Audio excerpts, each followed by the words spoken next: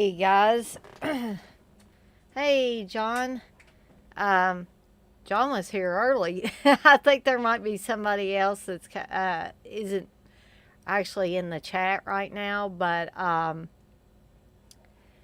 just want to make sure, can everybody see me, hear me okay? Because I was playing around with my microphone again. I just want to make sure that um, I might scoot up closer because it looks like my background is better if I move up closer. So you may be able to hear me better now when I'm closer to the microphone. Um, I think I'm going to do a few housekeeping things just to give a few more people a chance to get in here. If anybody else wants to join us. You don't have to necessarily get in the chat, but we have a really good time in the chat. So if you're been on the fence maybe about being in the chat, then come on in. We try to be, kind to everybody and all that. So don't be afraid to come in the chat. I mean, I used to be afraid to be on camera. I didn't like to be on camera at all. And I'm still not like, it's not like I think, oh, Dana, you look great. You need to get on camera. No, it's not like that. But I just figured, the more I was on camera, the easier it'd be for me. And also makes these videos maybe a little more personable if you actually have somebody on camera as opposed to somebody just like showing stuff and their face is not on the camera.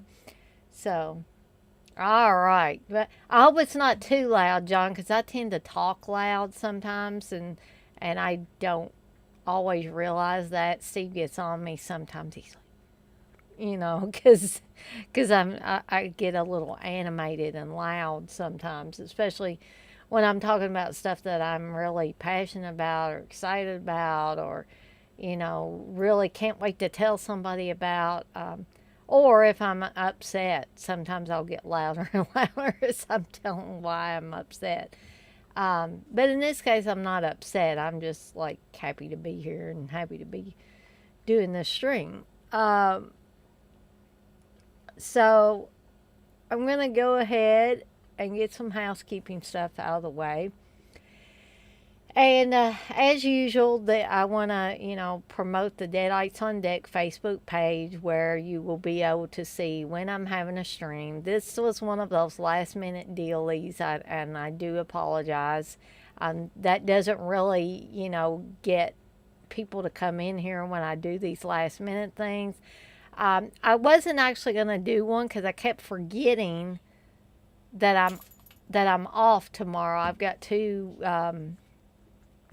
not like medical doctor appointments, but a therapist appointment and a nurse practitioner appointment. I'm not afraid to say they're mental health appointments. So I thought it better if I just took off since I've got two of those appointments. I've got one at noon and one at like 2:20. So I was like, what the hey, I'll take off from work. So because I'm off tomorrow, I thought, hey, why don't I do something? Because I had a few things to announce, and I thought I'd just do that on here before I got into the movies I was going to talk about tonight. I'm hoping that people are liking some of the themes I'm picking because I'm trying to like pick different themes, not that there's anything wrong with the, different live streamers doing the same themes because I know I do occasionally do the same types of, I cover different movies usually, but it's hard to like pick something that somebody else hasn't already picked at times. So, but I'm trying to like come up with different things. And so I got to thinking this afternoon actually, about, me being so, sick on and off with the long haul COVID effects. And I was like, well, why don't I do a stream on movies to watch when you're homesick?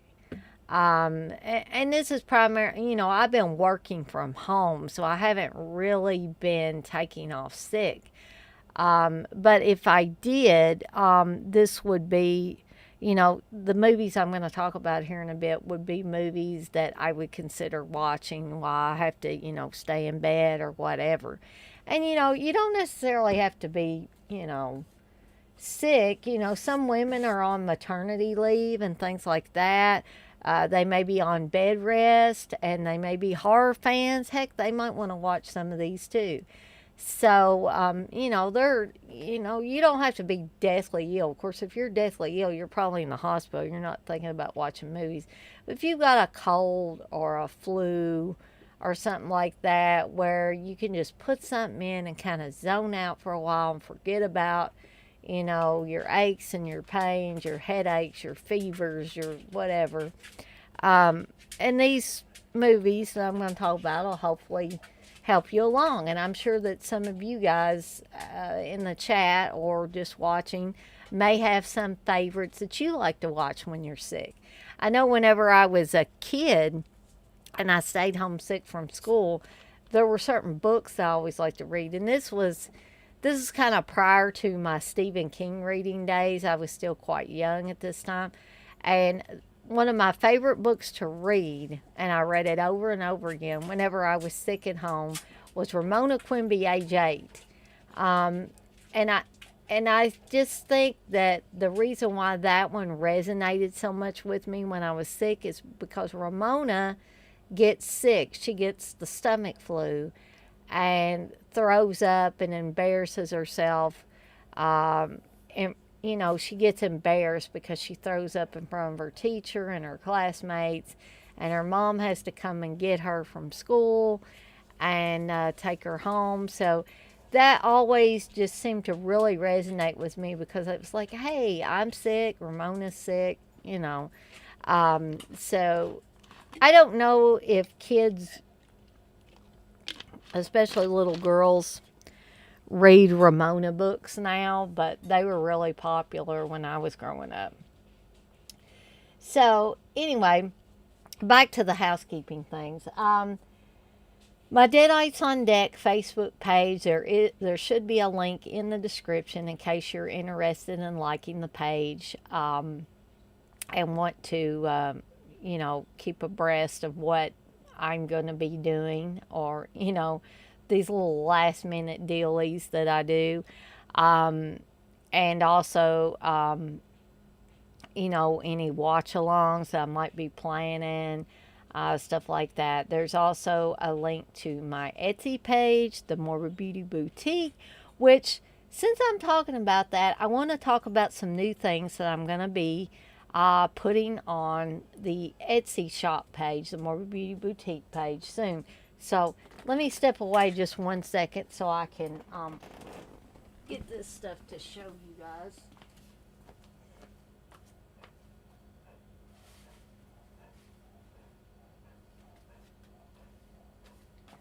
I'm not actually going to get the actual objects out, but I'm going to describe them just so I don't have to get them out of the box right now. But I discovered something that I did not know about. I discovered it on Amazon. It is water slide decal paper. And I had to get it for, it says compatible with all laser printers there. But I don't know what the deal is with the instructions. The instructions say only for inkjet printers. So they must have just reused the same instructions for both the inkjet version of this and the laser.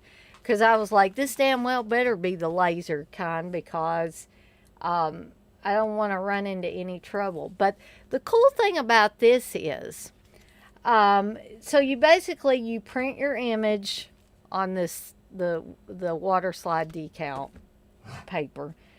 And, it tells you to select high quality print and gloss photo paper to make it look really good. Let it dry for at least 3 minutes after you print it. Then you're going to spray an even coat, not on the object that you're actually going to put this decal on, but on the decal, you're going to spray some acrylic spray. And what they really recommend is that Krylon, uh, uh, crystal clear um, stuff in the spray can, which Steve had some left over from another project we were working on.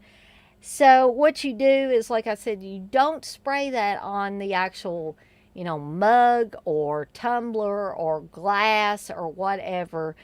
You actually spray this on the decal. So then you allow it to dry for like 60 seconds. Then you're going to apply two more coats to it. So you're going to have a total of three coats of this crystal clear acrylic on the decal to protect it. Then you're going to cut out the image and you leave a little bit of space around the edge of the decal. Then you're going to submerge the paper in water for 30 to 60 seconds, which is why they call this water slide, to separate the base paper and the transfer membrane. So then you remove the paper from the water and quickly put it on whatever the object is that you're putting this on. I have white ceramic mugs and I also have some black tumblers that I'm going to be, offering here shortly on the Morbid Beauty Boutique.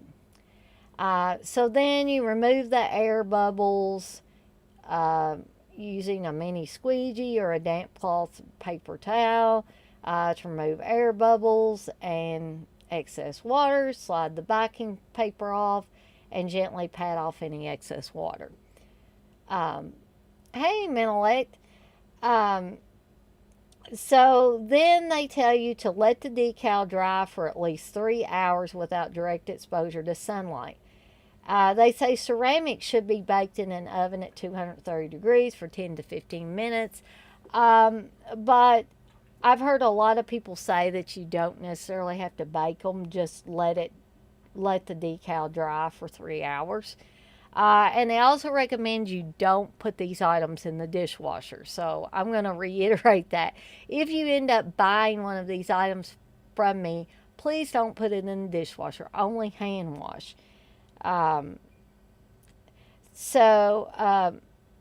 Again, that's what's on the horizon for me, is actually putting some of these water slide decals on some white mugs and some black tumblers.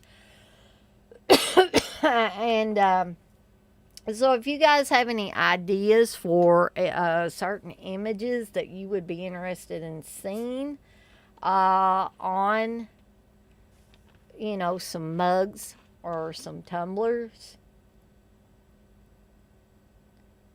Yeah, TJ, you like some surprise streams? Well, you're in luck tonight then.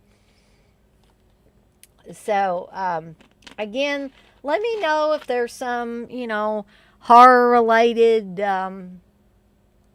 types of decals that you would like to see, and I will certainly try to accommodate. I have 6 mugs right now to start out with and 4 black tumblers. So the mugs are white, the tumblers are black, and I'm really excited about, doing this because, like I said, I didn't even know there was such a thing. And I'm not really wanting to spend the money on a heat transfer thing for mugs and stuff, and then having to get a special inkjet printer that uses pigment that you have to use with the sublimation paper. Evidently, they don't have this sublimation paper for laser printers. So I'm not really wanting to spend $200 and something on just a printer and trying to figure out a place to put said printer because I've got a laser printer already just to do that. So this was kind of a cool thing that I discovered that's an alternative to that. Also, probably my next paycheck, I will be getting are investing in a heat transfer press for t-shirts. So any ideas for t-shirt designs that you might like? I know Dirk has already said that he would definitely be in the market for some Jallo shirts, Tenebrae shirts specifically. He mentioned. So if you guys have, any special requests for t-shirts, I'm planning on also making the little Tony shirt, the debut of the little Tony shirt, with that classic quote from Blood Lake. If you'd be interested in that, look for that on the horizon. Um, John, you say your wife Becca has one of those. She uses it for her Tennessee Kate shop. Yeah, I mean, all this stuff that I'm running into is like really, really, I'm really getting into it. Steve thinks I'm probably wasting my money because he doesn't think that I think he thinks the overhead cost is going to be more than my profit. But, it's just something fun to try. And he says, well, he said, I guess as long as this equipment is not going to take up too much space, then it should be fine. I said, well, even when I get the heat transfer press, um, I'm only getting the 12 by 10 one. I was going to get the 9 by 9, but I thought, maybe I better go with the 12 by 10 so I can make larger um, t-shirt transfers. So, or t-shirt images. So I'm really looking forward to all this stuff. Really excited about it. Really excited about being able to offer it on my Etsy shop. And hopefully not running into any kind of cease and desist type deals or getting my shop taken down or any of that stuff. Like unfortunately, I've had to deal with the many T-shirt companies that do all the legwork for you. I may regret it later if I screw up a bunch of shirts or something, like trying to get this to work right. But it seems to be pretty simple, so that's what I'm hoping. My TeePublic shop will remain up. I'll still have those Deadites on Deck shirts, but I think, having stuff, t-shirts and maybe tote bags and stuff later on, pillowcases, maybe, whatever I can drum up, I guess. I will, be able to offer hopefully more selections, more images, and all that stuff. John, you say, yeah, they are cool. She made a few for me, like a Christmas vacation one, huh? And she's made some custom Cricut stuff. Yeah, actually, the Cricut heat transfer press is what I'm going to get because, well, they got a lot of good reviews for one thing. There were very few people that were complaining about them. Now, there are, swing arm heat presses that are like 12 by 15. They are more expensive. They're in the $200 and $300 range, whereas the Cricut is not quite that expensive. I think the 12 by 10 heat transfer press is $189 at Amazon, which I don't think is too awfully bad.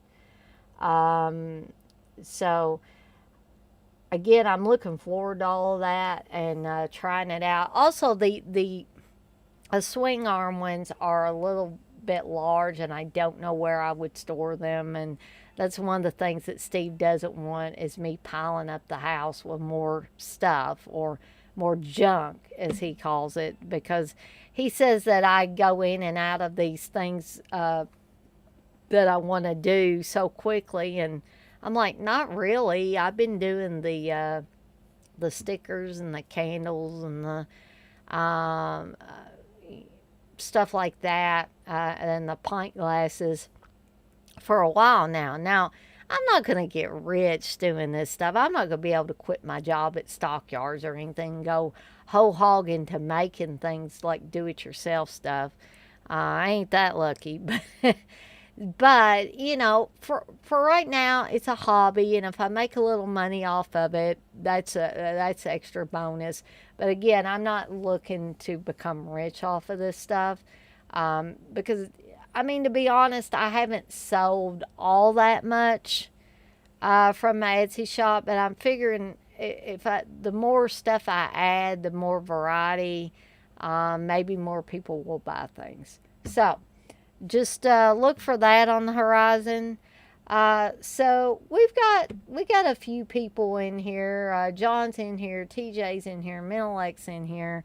So I'm going to go ahead and get started with the movies. Oh, I did want to make an announcement. I did tell John that I was going to make a special announcement for something I think he's going to like. Now, I was going to wait until next month to do this, but I thought, what the hey, let's just do it on Saturday. Let's just have this watch along on Saturday. So I had told John previously that we would plan to do a Blood Hook watch along, because he said that Blood Lake was pretty decent, but he preferred Blood Hook. And I was like, okay, well, we can do a watch along for Blood Hook. So, you guys are going to like this as well. Steve tells me he's going to make a return to live streaming this Saturday at 6. I believe it's 6 usually. So, what he's going to do is he's going to do his hour-long stream from 6 to 7. And then, or he'll go about till 7.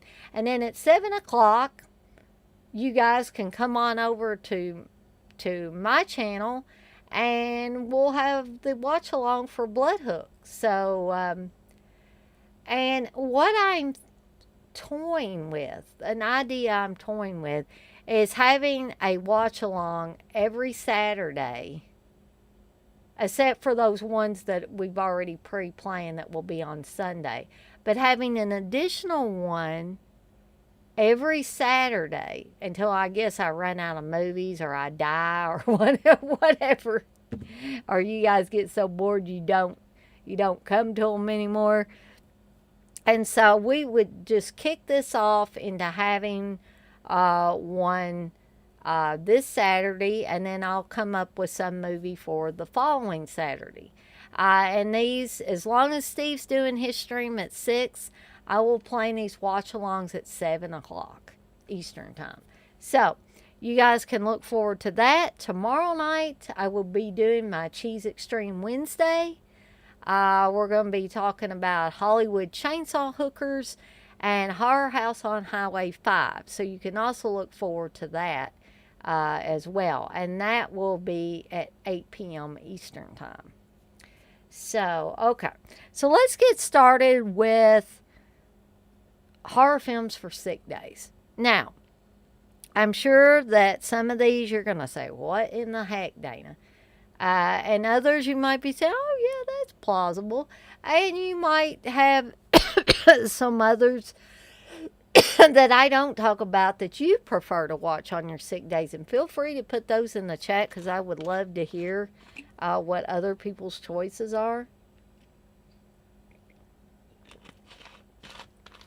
Yes, John, the B plan is returning. I was shocked because I didn't think he was returning this quickly, but I was like, great, I'm going to announce that, because everybody's going to, he's got his fans that's going to look forward to him coming back, because everybody loves the B plan. I love the B plan. I'm married to the B plan. Yes, Blood Hook is hilarious too. I think we're going to have a lot of fun with that one. X-Ray, you really didn't miss anything other than me blabbing about some new things I'm going to be putting on my Etsy shop, and some other housekeeping things. And I don't know if you heard me say that Steve is returning with his live stream Saturday at 6 p.m. Eastern Time. After that, about 7 p.m. Eastern Time, I am going to be having a watch along for Blood Hook. So you can look forward to both of those things, or one, or none, or whatever. But X-Ray, I know you do show up to Steve's streams. So, yeah, TJ, Steve returns the sequel. Exactly. I'm happy to see him doing it because I knew somewhere in the back of my mind that he was going to miss doing these things, that he really was, and that he wouldn't take too much time off. So,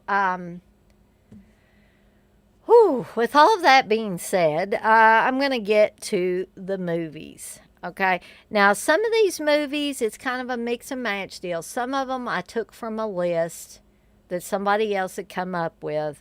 Actually, it was a Reddit list. Somebody was asking, what do y'all watch when you're sick at home? What horror movies do you watch?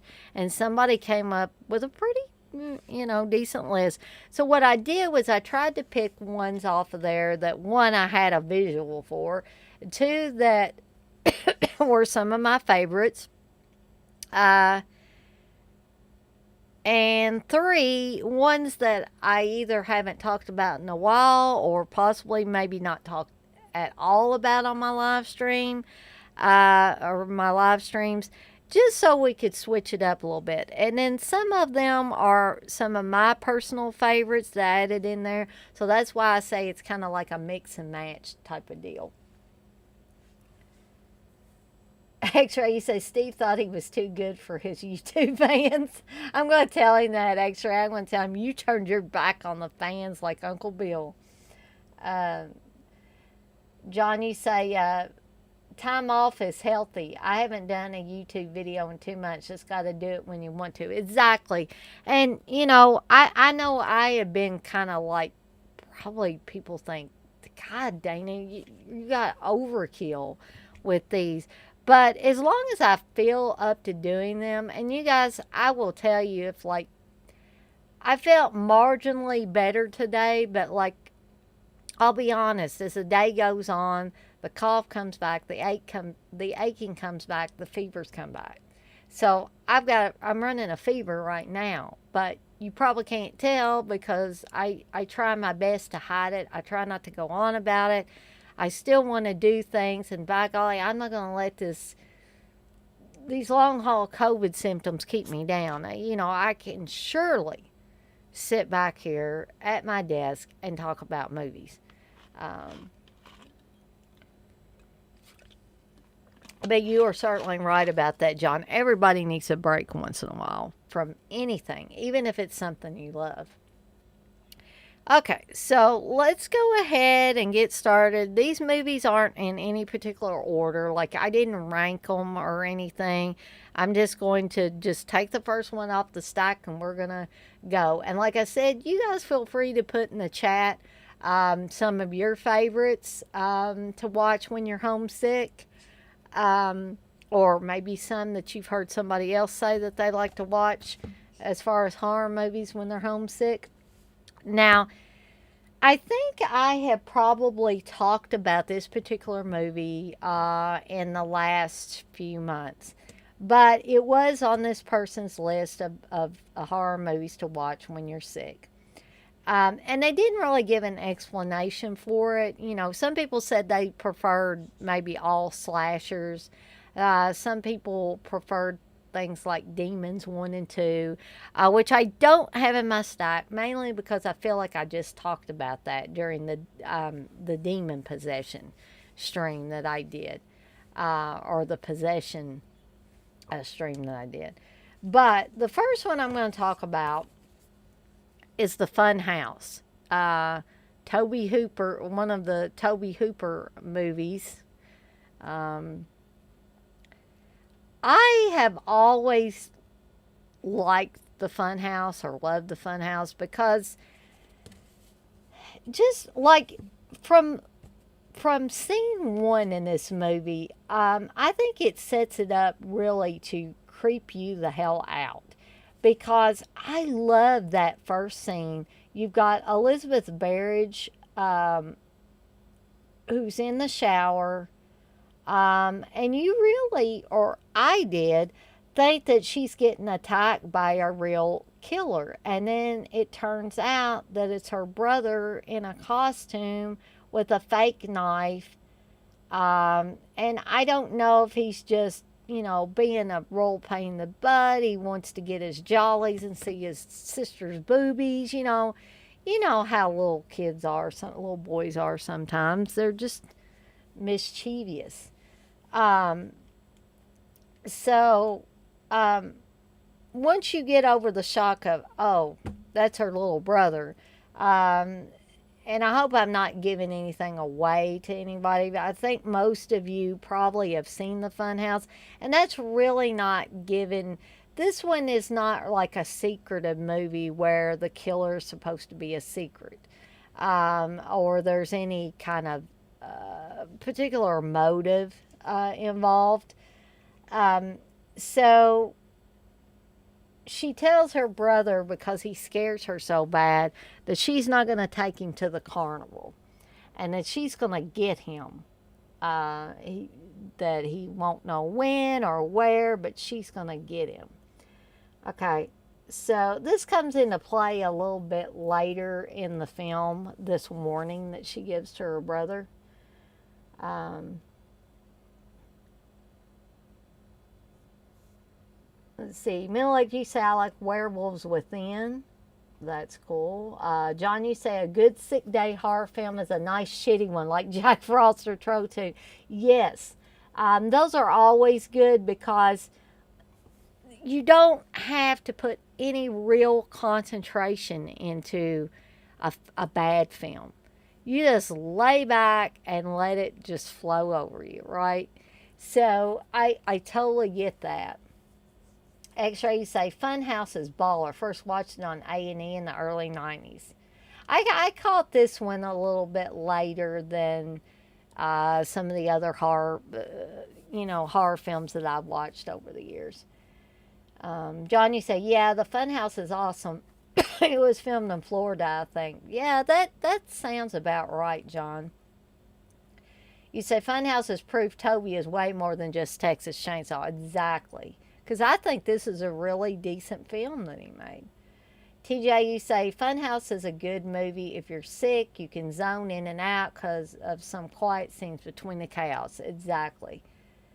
X-Ray, you say the lead girl in Funhouse was like a poor man's Jessica Harper. Yeah. Hey, Texas, you say Mother's Day. I don't have that one in my group, but yeah, I could see that. But so Elizabeth Barrage is ending up going on a first date with Buzz, played by Cooper Huckabee from True Blood. Elizabeth Barrage was also on Amadeus, so they went on they went on to be on some pretty big stuff. So Amy, Elizabeth Barrage's character, disobeys her father, and she goes to the carnival with not only Buzz but her friends Richie, played by Miles Chapin, and Liz, played by Largo Woodruff.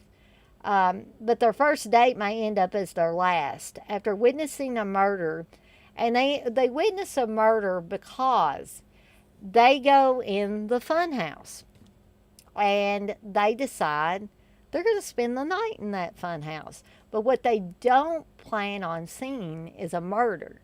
And the murder happens because the Frankenstein masked, you think at first, man, that's kind of like sending people into the funhouse, sending the little carts rolling on this track into the funhouse.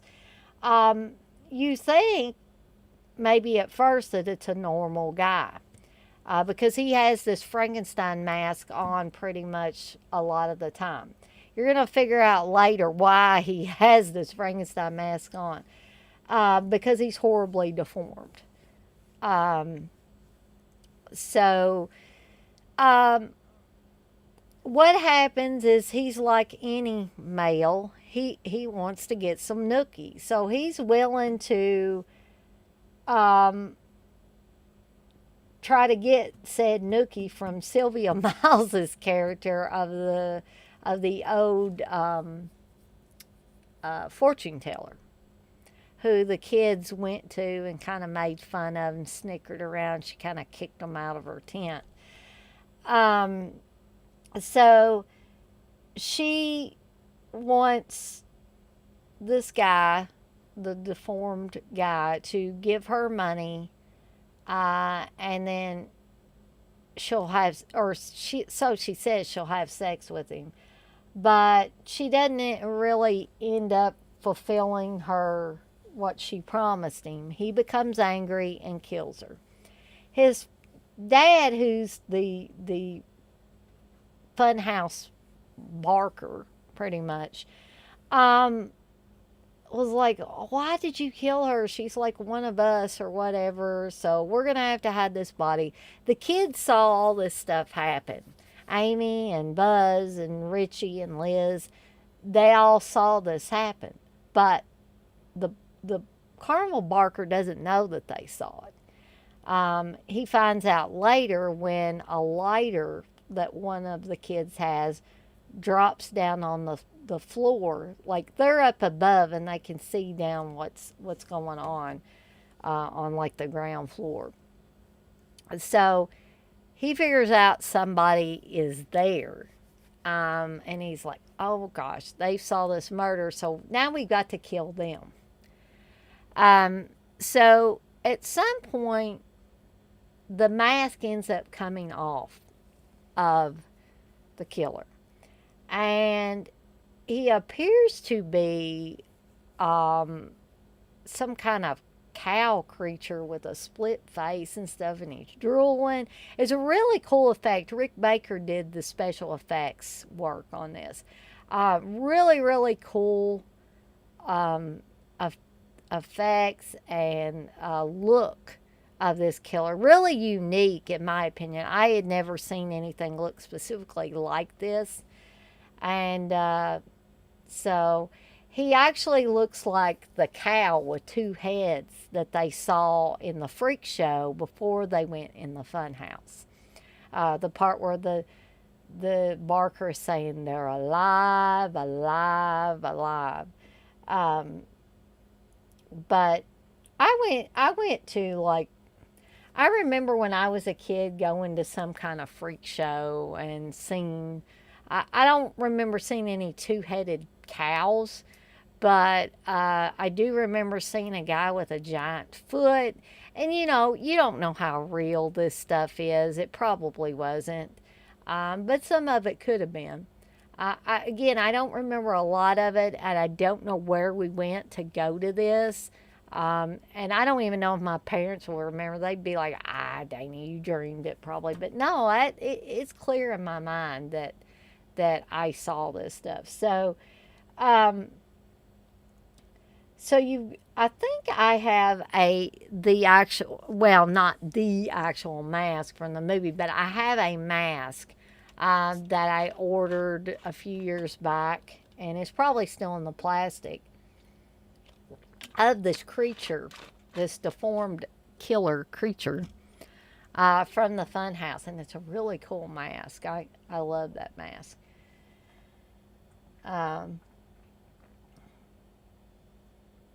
X-ray, you say, oh, okay, yeah. I'm going back up too far. Okay. Texas, you said Bill Moseley used to date Elizabeth Barrett. I did not know that. That's a cool piece of information. She was adorable, TJ. You say you don't blame Moseley. X-ray, you say, I keep hearing the tie-in novel for Funhouse is very different. Anyone know the differences? I do not, X-ray. There's very few tie-in novels I have. I have one for April Fool's Day. I have one for Halloween and Halloween 3, I think.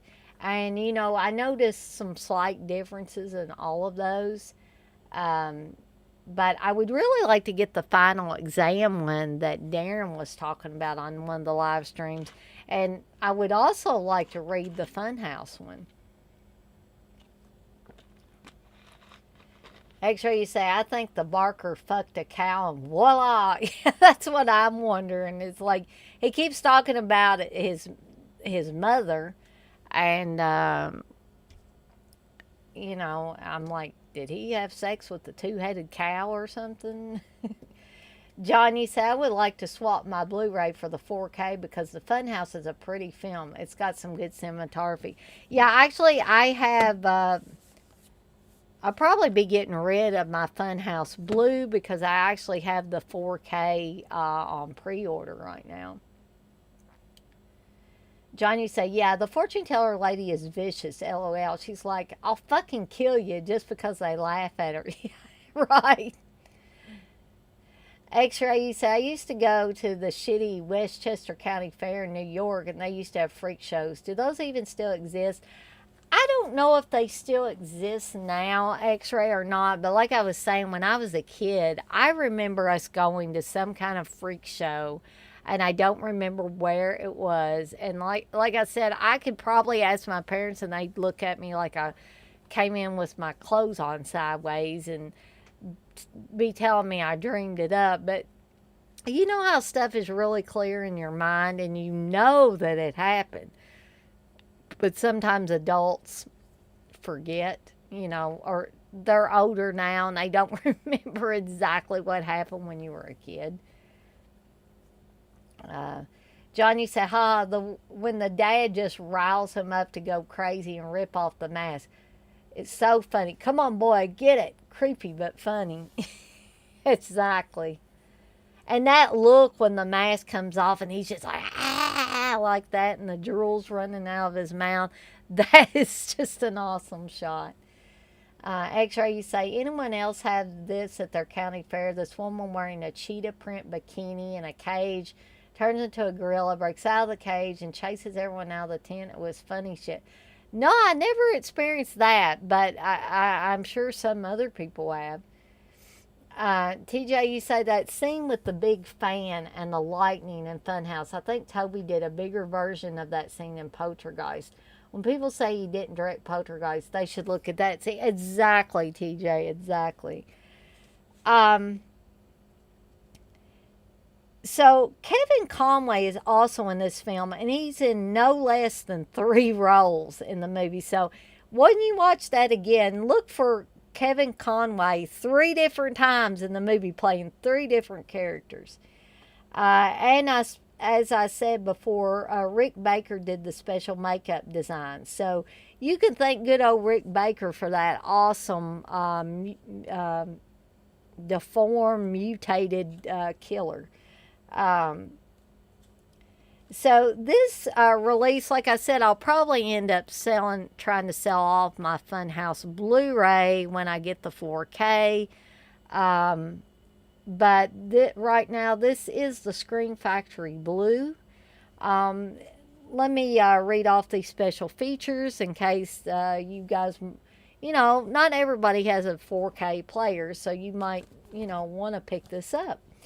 So it's got audio commentary with director Toby Hooper, moderated by filmmaker Tim Sullivan, an interview with executive producer Mark L. Lester and composer John Beal, audio interview with actor William Finley, theatrical trailer, TV spots, and more. And also, I will say this Blu-ray looks very good, which is why I'm looking forward even more so to the 4K, because I think it's going to look incredible. I could be wrong, but I really expect that it'll, continue in the same direction this Blu-ray did. Okay, so that's the Funhouse.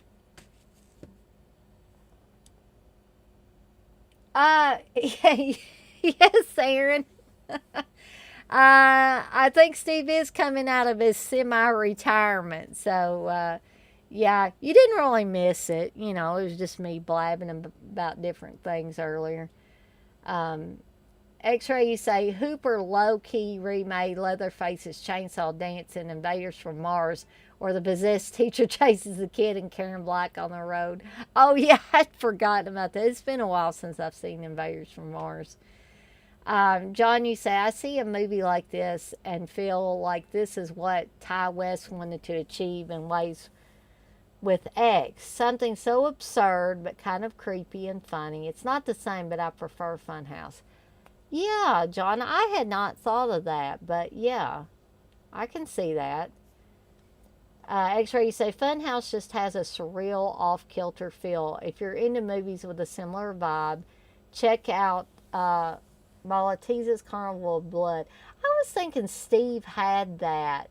I'm going to have to ask him about that if he has that specifically. X-Ray, you say, Steve's out of retirement and went back on YouTube. I'm going to have to tell him all this stuff. I think he'll find it amusing. Aaron, you say, oh, fuck, he's back from the dead and ready to party. Yeah, just like on Return of the Living Dead. So, Aaron, are you going to, speaking of Return of the Living Dead, are you going to get that 4K? You have a way to watch 4Ks, right? And I would be, if you have a way to watch 4Ks, I'd be very shocked if you didn't get that one. Because I've got it pre-ordered right now. And speaking of that movie, I was so sad to hear of Clu Gulager passing. So much so that I think I'm going to dedicate this live stream to Clu Gulager. Just out of respect for that man. So the next one I'm going to talk about, I don't know if I've ever talked about this one or if it's just been a long while since I talked about it. And I don't know how many of you may or may not have seen this one. And that is American Gothic. You can see Rod Steiger there, and also Yvonne DiCarlo is on this. They are Maul and Paul in this movie. And this movie just has a really creepy vibe from the first few scenes to the final scenes. I mean, it really doesn't let up on the creep factor. Now, there are some scenes that are interspersed in this movie that, granted, they're played for laughs. It's obvious. You've got Michael J. Pollard in here, too, playing a grown man that acts like a little boy most of the time, as most of these grown adults do, except for Ma and Paul. They're just crazy asses. The other adults in this household act like little children. The girls play with baby dolls and whatnot. So just a very bizarre and creepy movie. Pretty atmospheric too. John, you say, I think the 4K will be an improvement. The Blu-ray isn't bad, but watching it last year on my TV, I noticed how it could use a better transfer. TJ, you said the real Lily Munster. John, you say for Funhouse. Aaron, you say, yeah, I got it. Yeah, you gotta get it. Aaron, you say, yeah, I got a 4K player and soundbar and blah, blah, blah. Yes, but do you have Dolby Atmos? I've been talking to Wes about stuff, and he's been asking me about our setup and all that. And you can't forget Dolby Atmos. You know, a 5.1 setups are great and all, but when you move into the 4K realm, I think it only enhances things if you get the Dolby Atmos, which, like I've explained before, Dolby Atmos evidently it causes the sound from the Dolby Atmos speakers to bounce up to the ceiling and then bounce back towards the viewer, from what I can understand. And I have a few 4Ks that actually have the Dolby Atmos sound, and it really is a truly immersive experience when you're able to enjoy the 4K like that. Now, sadly, not every 4K that comes out has Dolby Atmos, but the ones that do hold a special place in my heart. So again, I'm eagerly anticipating one, Exorcist coming out on 4K, and two, that damn thing better have some Dolby Atmos sound, because if a movie ever benefited completely from Dolby Atmos sound, I think The Exorcist would be it. Aaron, you say I watched that as a kid with my dad a bunch of times. So weird what parents watch with their kids back then. Exactly. You know, in the video rental days, I remember watching things like Cannibal Ferox. And, you know, people probably wouldn't, you know, a lot of parents back then probably would have never thought of watching Cannibal Ferox with their children. And I think my brother was like, I don't know, maybe he was 6 or somewhere around there, you know, because there's 6 years between me and my brother, and I was probably 12, 13. So that would have made him about 6 or 7. And can you imagine? And, you know, we thought that was a good time watching Cannibal Ferox, watching a guy get his dick cut off. And what was wrong with us is what I'm wondering. Oh, Curly Jaws, you say, I recommend the Bye Bye Man, Hatchet 3, Scream 2022. Are those all like sick day movies for you, oh Curly Jaws, or are they just anytime movies? Friday the 13th Part 3 also. When you're sick. Okay, gotcha. John, you say, I'm sick of Scream Factory pulling this horse shit, though. I should have never bought any Blu-rays and just waited. Best Buy always has these 4Ks for $22.99 after months. Yeah, I catch myself, though, doing the same thing, John. I either can't wait or I think they're going to run out of them, and it never comes to pass, you know, and I just need to be more patient.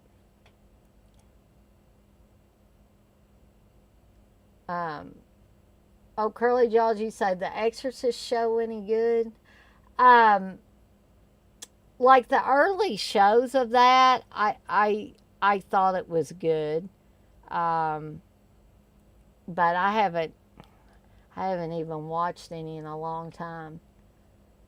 TJ, you said, what about the Fog remake, oh Curly? Oh, Curly, you say, oh yeah, can't forget the Fog remake. John, you say I got 2.1 budget Atmos.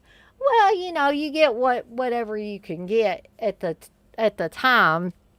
When I got mine, sadly I was in the throes of credit card debt, and so I thought, well, hey, let's add to that credit card debt, and that was stupid, but I totally get that. Oh, Curly Jaws, you say, what do you think is the most overrated horror movie ever made? For me, it's the Poltergeist original.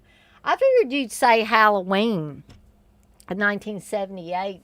Oh, Curly Jaws, but that's okay.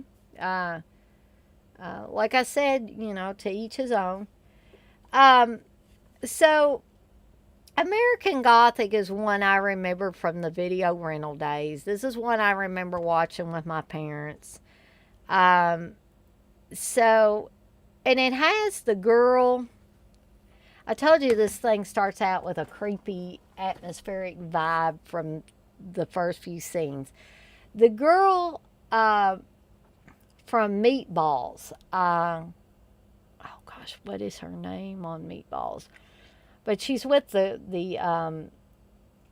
guy they call Crockett on Meatballs, um, and I'm pretty sure she's Canadian.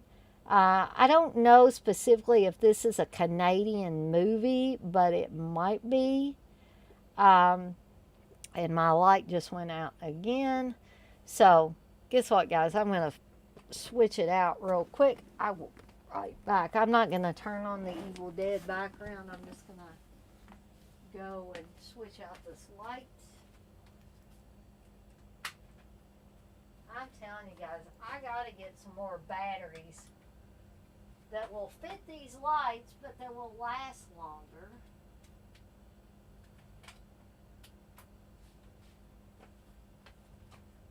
Because these are great lights. The batteries just don't last long enough.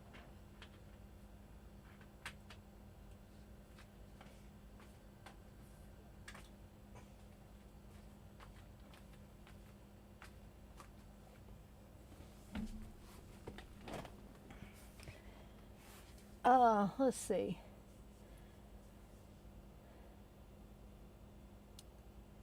See, Aaron, you say at Old Curly, the fog remake is the most overrated. um, some people are probably going to want to throw spit wads at me, um, but I think the Evil Dead remake is the most overrated. And also it's a tie right now. I know I've got to watch Hereditary again. I promise, but actually it's a tie for me: the Evil Dead remake and Hereditary. Mainly because I just keep hearing about those movies and about how great they are. Um, and I will never, ever, ever, ever watch the Evil Dead remake ever again.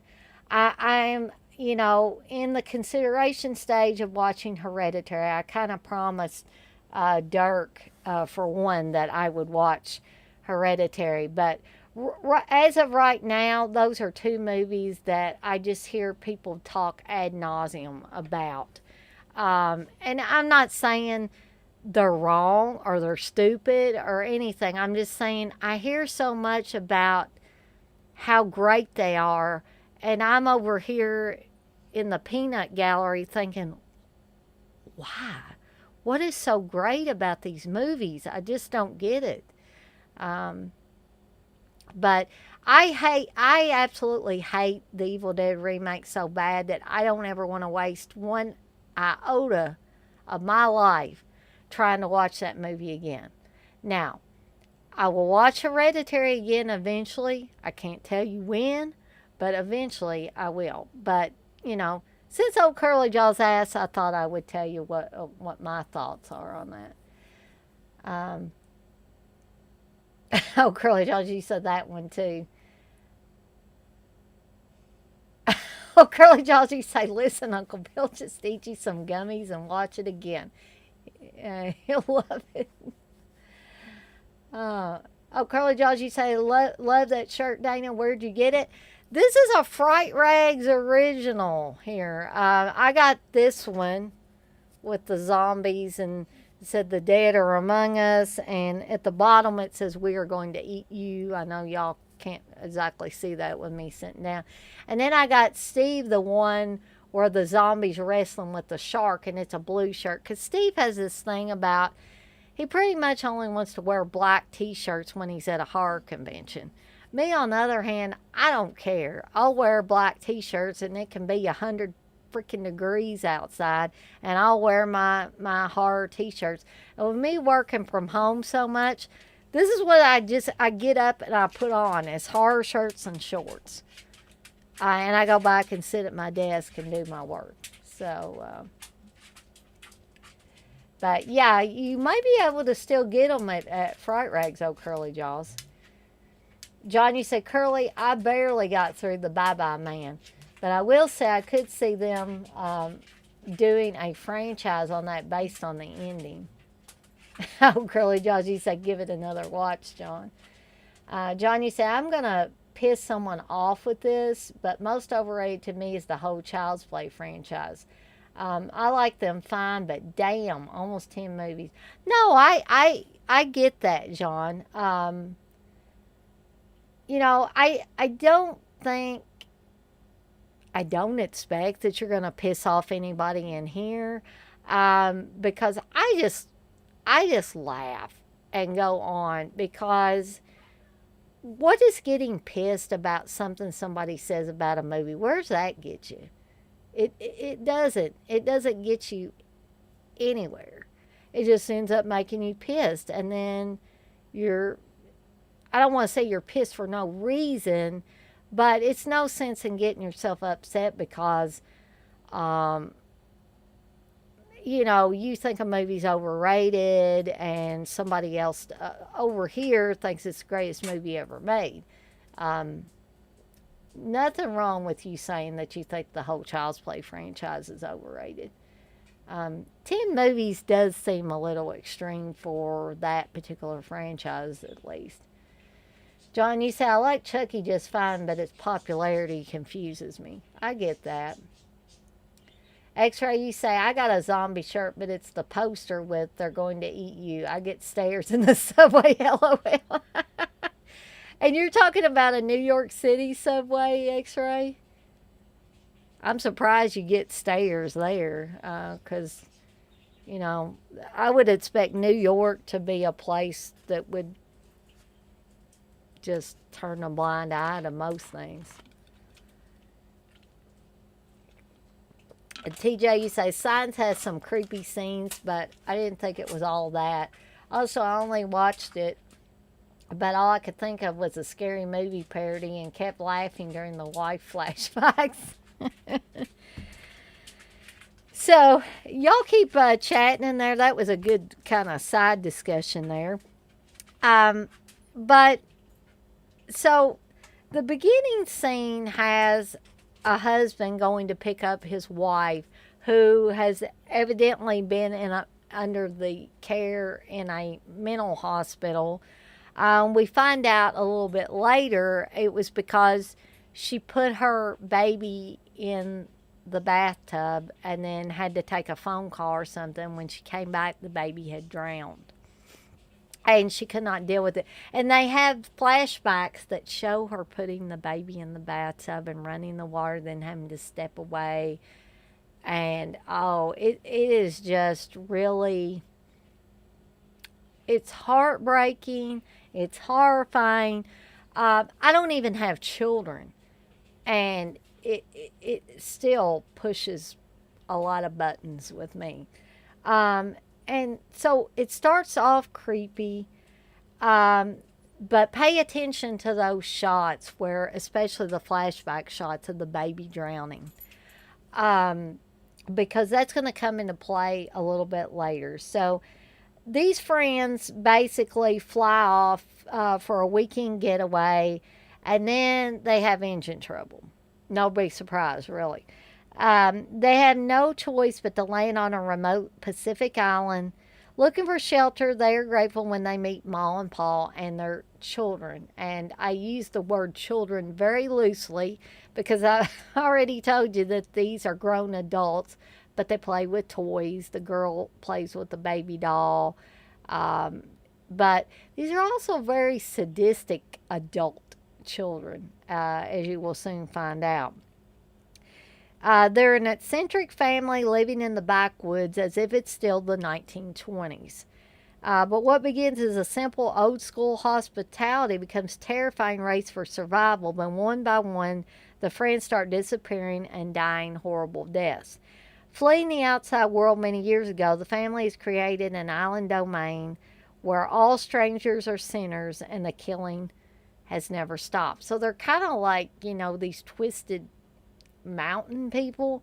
But I was never really sure, and maybe somebody can explain this to me, if Ma and Pa kidnapped the adult children maybe when they were small and raised them up like this, or they were their actual children. I think it's thundering out there. We're going to get some more rain. Steve, bless his heart, he mowed today, and now it's probably going to grow right back up again. That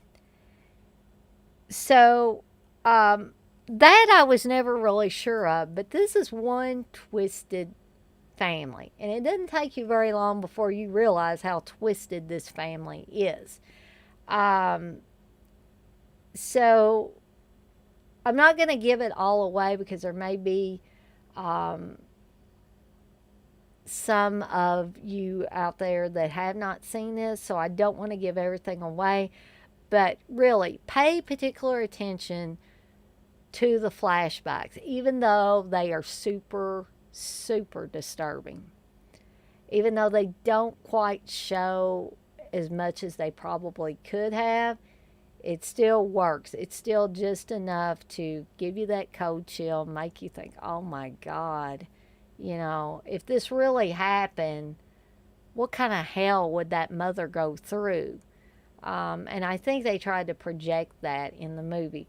But that whole situation with her baby drowning and her having to be in a mental health facility, and her going on this vacation with her husband and their friends, and then thrown back into some kind of weird hell that is pretty much going to push her over the edge.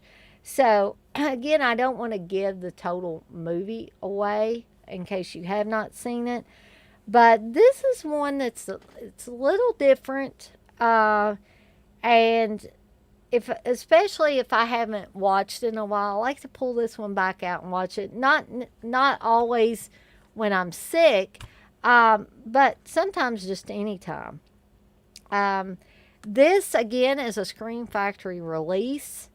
It has Rod Steiger, Yvonne DiCarlo, Michael J. Pollard, and also William Hootkins from Raiders of the Lost Ark in this.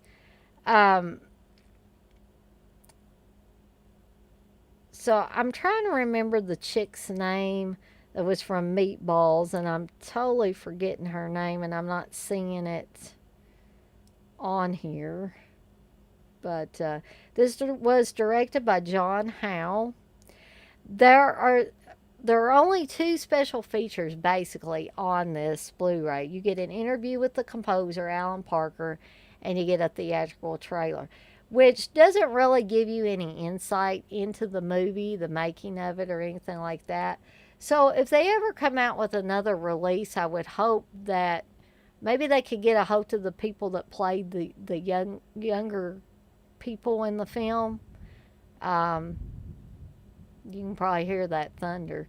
But it does have that great tagline, the family that slays together stays together. So that is American Gothic, and I do recommend this one not only for a sick day watch, but an anytime watch, basically, especially if you haven't ever seen it before. I think you'll enjoy it.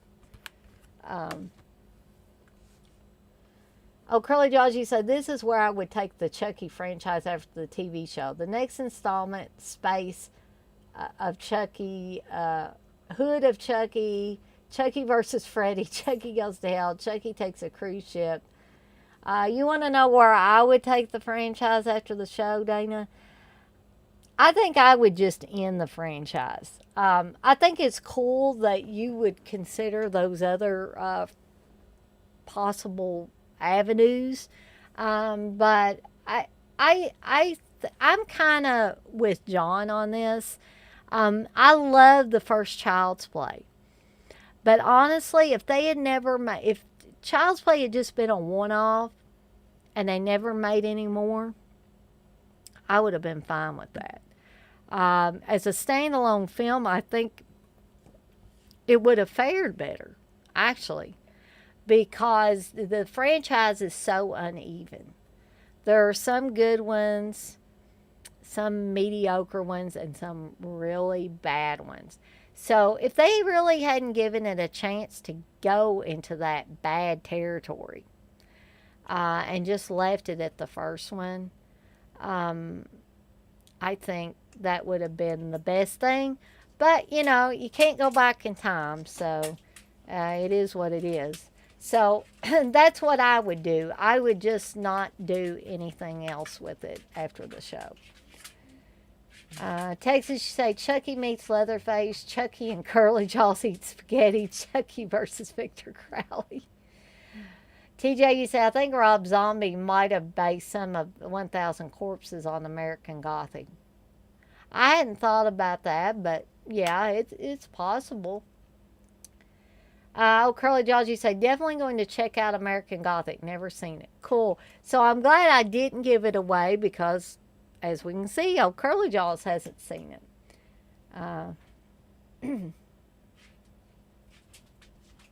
TJ, you say Chucky the Musical on Broadway.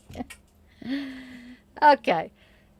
So moving right along is a movie that I have talked about in the past.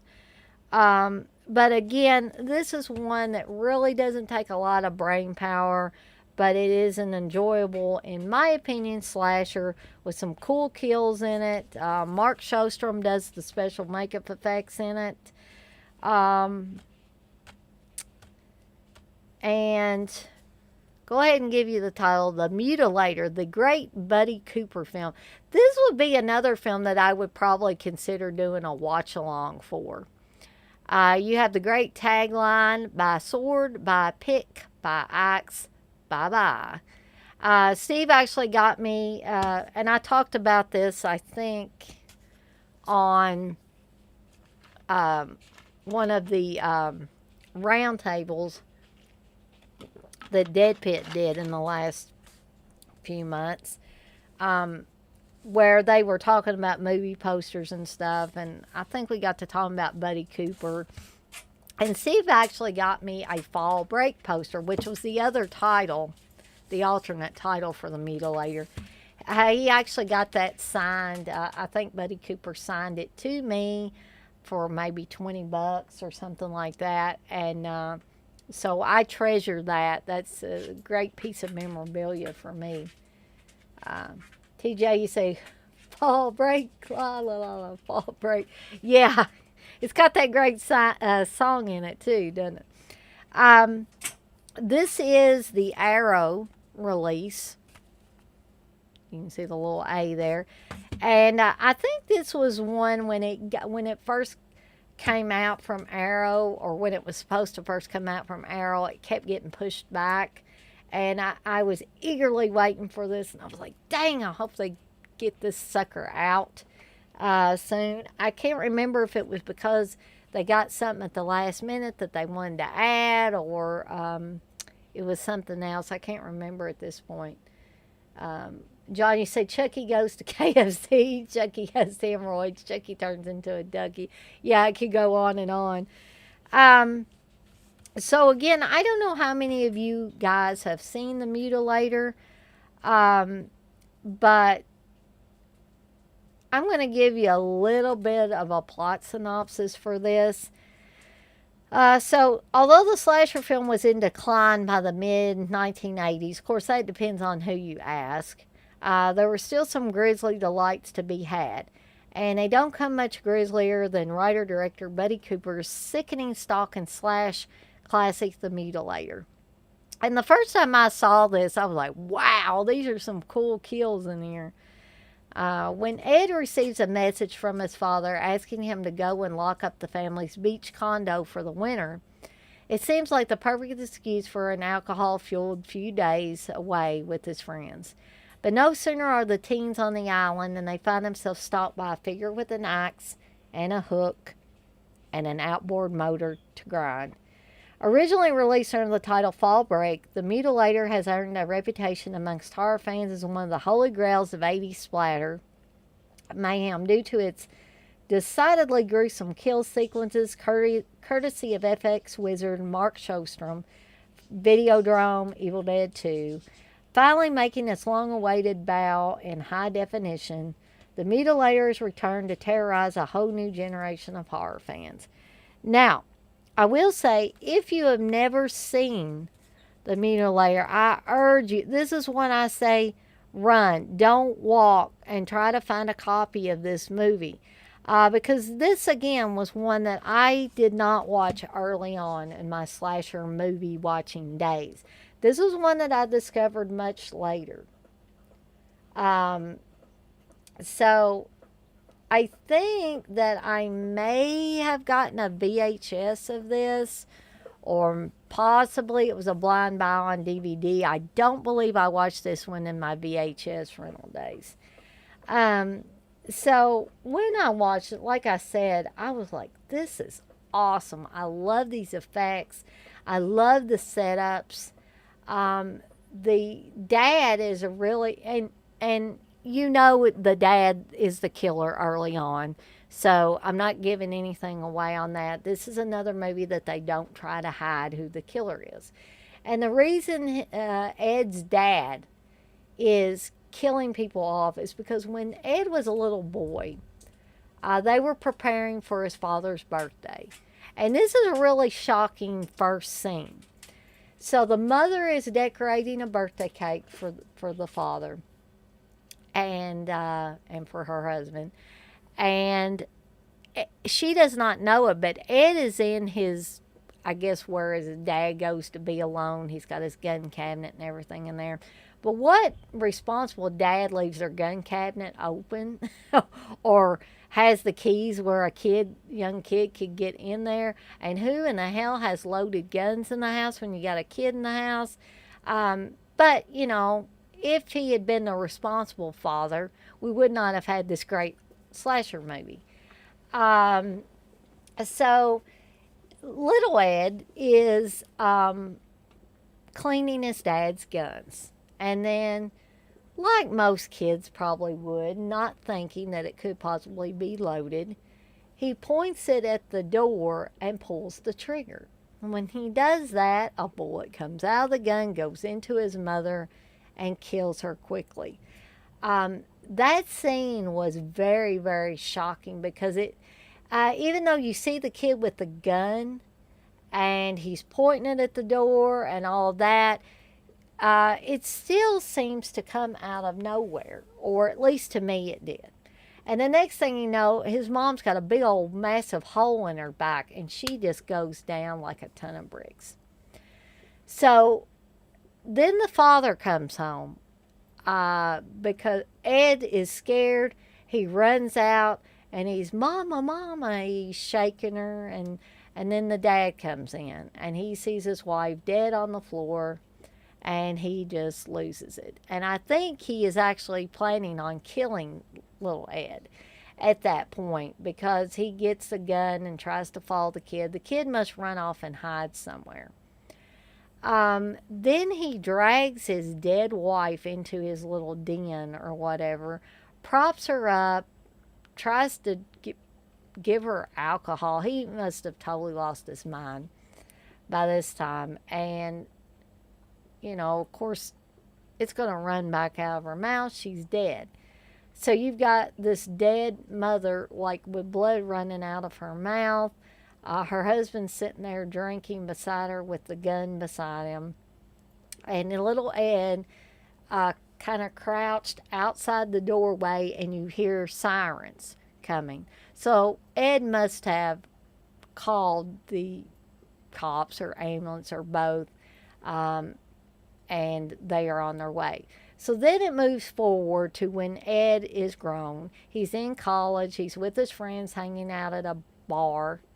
And he gets a call from his dad to lock up their beach condo for the winter. But his dad is really luring Ed and his friends to their deaths, essentially.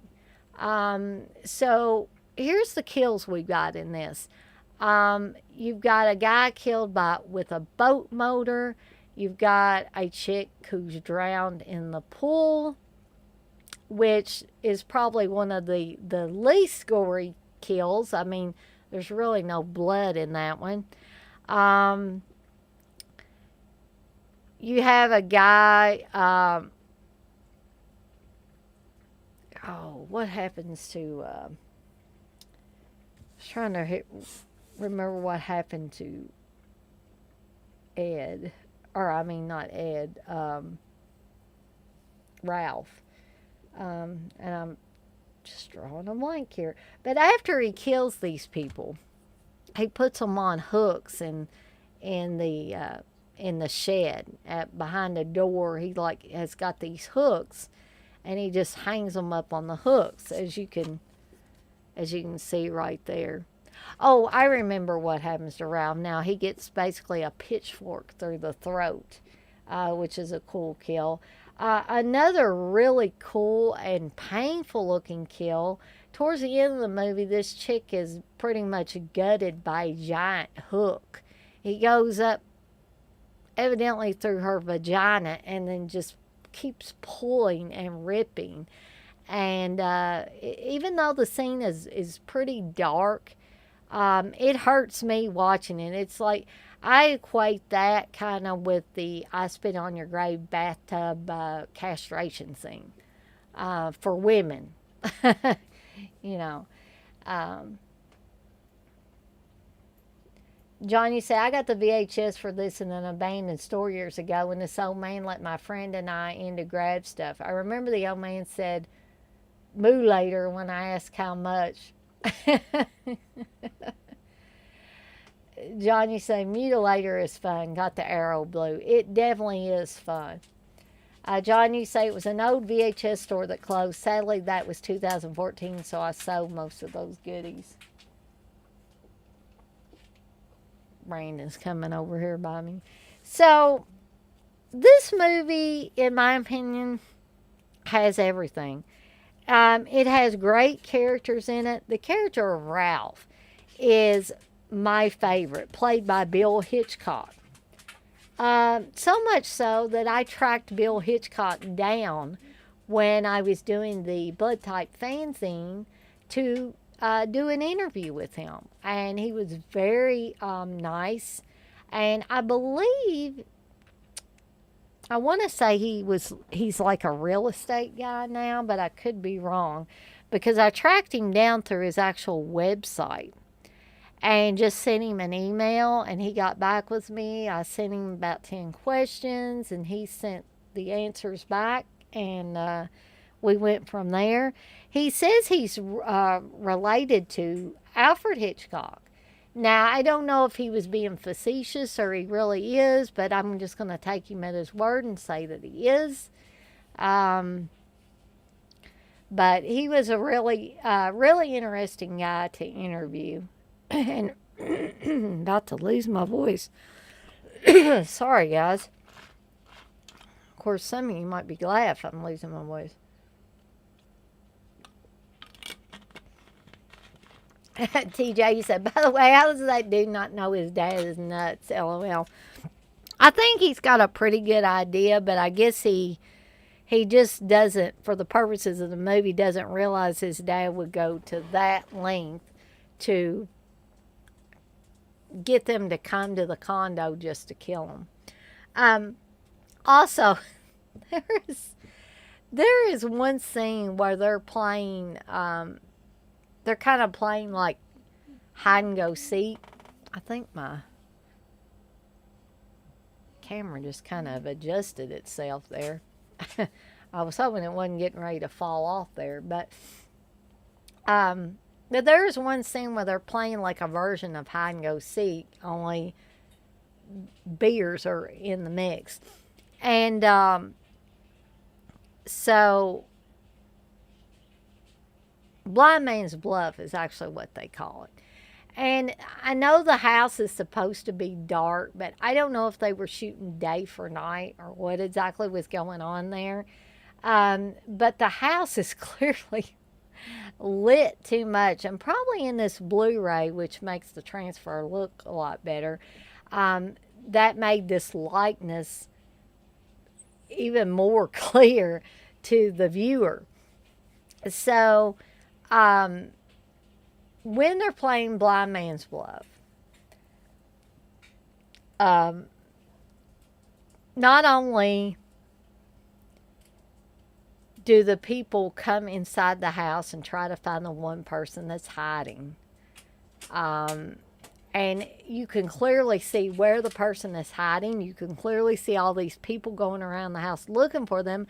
And not only that, but you can see when Ed's father comes in there, he's supposed to be creeping around in total darkness, but you can clearly see everything. It's like, how can these other people not see him? That whole scene is pretty hilarious. Yeah, I won't go on and on about this other than to say that it does have great characters in it, in my opinion, great special effects. really great special effects work, and it really hits all the buttons. You even have someone getting cut in half. You have people getting their heads cut off. All different, things going on in this movie. So this does have quite a few special features in it. Of course, as Arrow usually does, they usually pack their releases pretty good. So you get a brand new 2K restoration of the unrated version from original Vault materials. Um, it does only have original mono 1.1 audio, which I'm not too impressed with. Introduction to the film with writer director Buddy Cooper and assistant special makeup effects and artist and assistant editor Edmund Farrell. Audio commentary with Cooper, Farrell, co-director John Douglas, and star Matt Mittler, who plays Ed. Audio commentary with Buddy Cooper and star Ruth Martinez Tudoro, who plays Ed's girlfriend in the movie. Fall Breakers, the story of Mutilator, brand new feature-length documentary on the making of the Splatter Classic, which is awesome. Featuring interviews with Cooper, Douglas, Farrell, Mittler, actors Bill Hitchcock, Jack Chatham, and more. Mutilator Memory, special makeup effects artist Mark Shostrom looks back at one of his earliest projects, which is also great. Tunes for the Dunes, composer Michael Menard reveals how the Mutilator's unique score was created. Behind the scenes reel, screen test, alternate opening titles, trailers and TV spots, Fall Break theme song, original and instrumental versions, opening sequence storyboards, motion stills gallery, original Fall Break screenplay, BD, DVD, ROM content, and a reversible sleeve featuring 2 original artworks. Now, here's one version of the artwork. And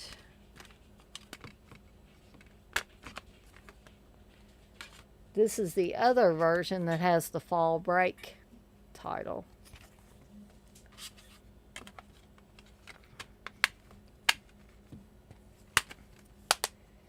And that is the Mutilator. The next one was one that I always enjoyed. This is another one that really doesn't take a lot of brain power to watch it. And somebody had this on their list of movies that are good to watch on sick days. John, you say, yeah, wouldn't you think the dad had been killing way before Fall Break? He was lurking like he'd killed the damn mailman coming to his condo. Exactly. Exactly. You would think he wouldn't be able to contain his killer instinct. So the next movie I want to talk about is Chopping Mall, where shopping costs you an arm and a leg. This is a very fun movie, in my opinion. It is directed by Jim Wynorski. This movie was actually playing at a drive-in that Steve and I went to a few years back in Indiana, where we camped out for the night. Believe it or not, we brought our tent, we put our tent up, and we spent the night in the tent and watched movies and could go to the snack bar all night long. It was great. So, Chopping Mall was one of the movies they showed that night, amongst many or several others. And I actually, Steve was like half asleep, and I got hungry and decided to go to the snack bar to get something, popcorn or something else to eat. And when I went in there, lo and behold, Jim Wynorski was in there, and he smiled at me. So I actually kind of got to meet Jim Wynorski. Some of you might be thinking, big deal, Dana. But I thought it was pretty cool. So this is one of the Vestron Collector Series editions that came out on Blu-ray.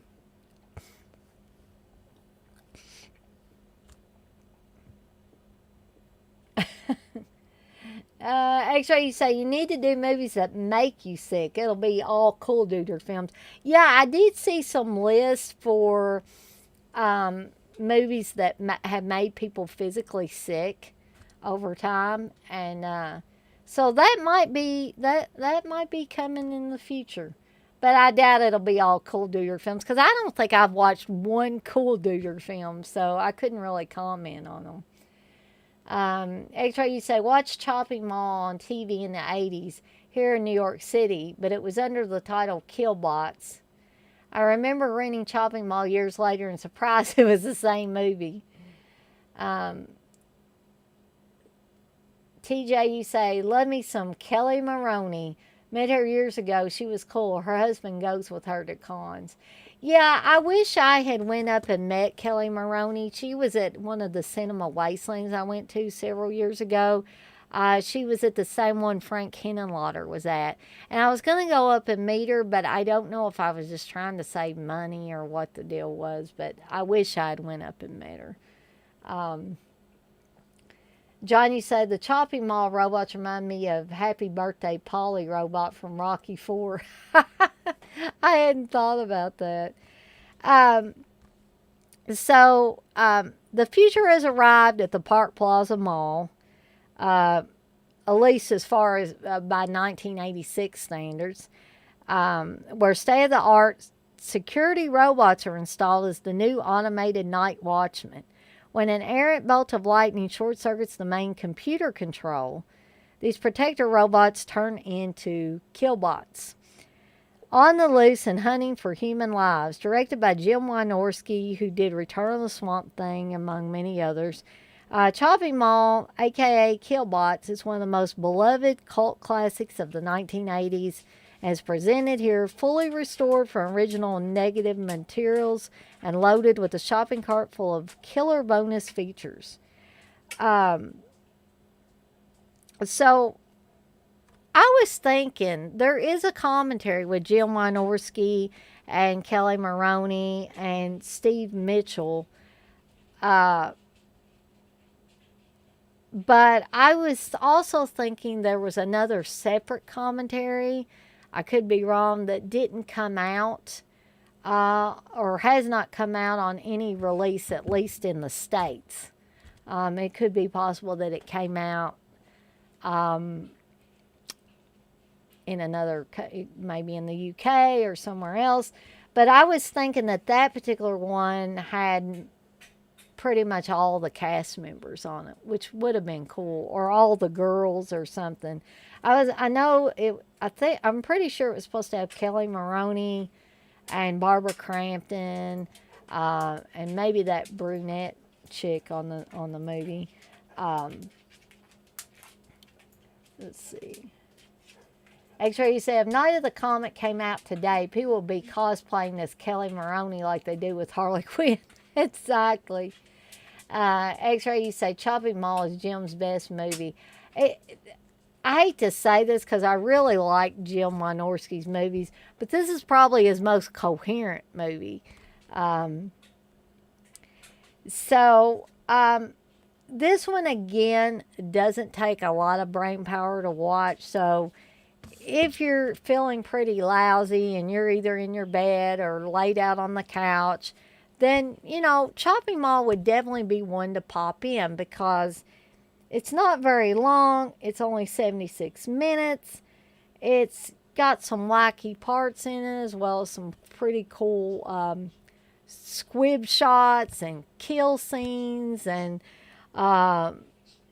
Dick Smith, or I mean, not Dick Smith, Dick Miller is in this and has a very memorable scene. Dick Miller versus the Killbots, I guess. Yes, Eating Raoul cameos because Mary Warnoff is in this in the beginning scene. Paul Bartel is in the beginning scene. You will also see Angus Scrimm in that scene. So if you don't remember seeing Angus Scrimm in the beginning scenes where they're showing off the robots to the mall people, the people that have stores in the mall. So not only will you see Mary Warnoff and Paul Bartel, but you also see Angus Scrimm in that audience of people. John, you say Night of the Comet rules. I like that it has a happy ending for once, not a downer where everyone dies. Right. Well, the world does, but the main characters don't. Exactly. Sometimes that is just refreshing, especially if you've had a glut of movies where everybody dies or most everybody dies. Um, so I could go on and on about Chopping Mall, but it's basically killbots versus young people. Supposed to be high schoolers, I'm guessing, or possibly college students, versus these killer robots. That's basically what you're dealing with. But another great movie to watch, not only on a sick day, but just any day you want to watch it. So special features on this, you get 3 different audio commentaries. You get one with director and co-writer Jim Wynorski, actress Kelly Maroney, and co-writer and second unit director Steve Mitchell. One with historians and authors Nathaniel Thompson of Mondo Video and Ryan Turek of Shock Till You Drop. And one with director and co-writer Jim Wynorski and co-writer and second unit director Steve Mitchell. You get an isolated track and a trailer. And you also get these featurettes: Back to the Mall, Chopping Mall, The Killbots, Scoring Chopping Mall, The Robot Speaks, The Lost Scene, Army of One, and Chopping Mall, Creating the Killbots. Okay, so you guys knew, didn't you, that I was going to throw in at least one foreign film. I've actually got more than one, but this is the first one I'm going to talk about. And that is Argento's Suspiria. This is the 4K version. Looks awesome, by the way, in case you were on the fence about picking this one up. Although not my, and some people may think this is blasphemy, although not my all-time favorite Argento movie, that would probably have to go to Deep Red, followed closely by Tenebrae, and then Suspiria is third. This one, you may be thinking, yeah, but Dana, isn't the plot a little complicated for Suspiria to be watching on a day when you don't feel good? Maybe, but also, it is another one that you can just zone out into the movie, not have to think about where you're hurting, what's hurting, and if you go to sleep and come back, that'll probably add to the overall hallucinatory effect that Suspiria has anyway. It actually might make the watching even better. This is the Synapse 4K release of this. Little bit of plot synopsis, even though I figure the majority of you guys, if not all of you guys, have seen this film. So Jessica Harper from Phantom of the Paradise and Pennies from Heaven stars in this frightening tale of a young student who uncovers dark and horrific secrets within the walls of a famous German dance academy. What spirals out from that simple premise is one of the most powerful and hallucinatory, and I didn't even read that before I said hallucinogenic or hallucinatory, nightmares ever captured on celluloid. Dario Argento's Suspiria comes to home video from Synapse Films in an exclusive new 4K restoration from the original, uncut, uncensored 35mm Italian camera negative with the original theatrical 4.0 English surround sound mix, which 4.0 always seems weird to me as well.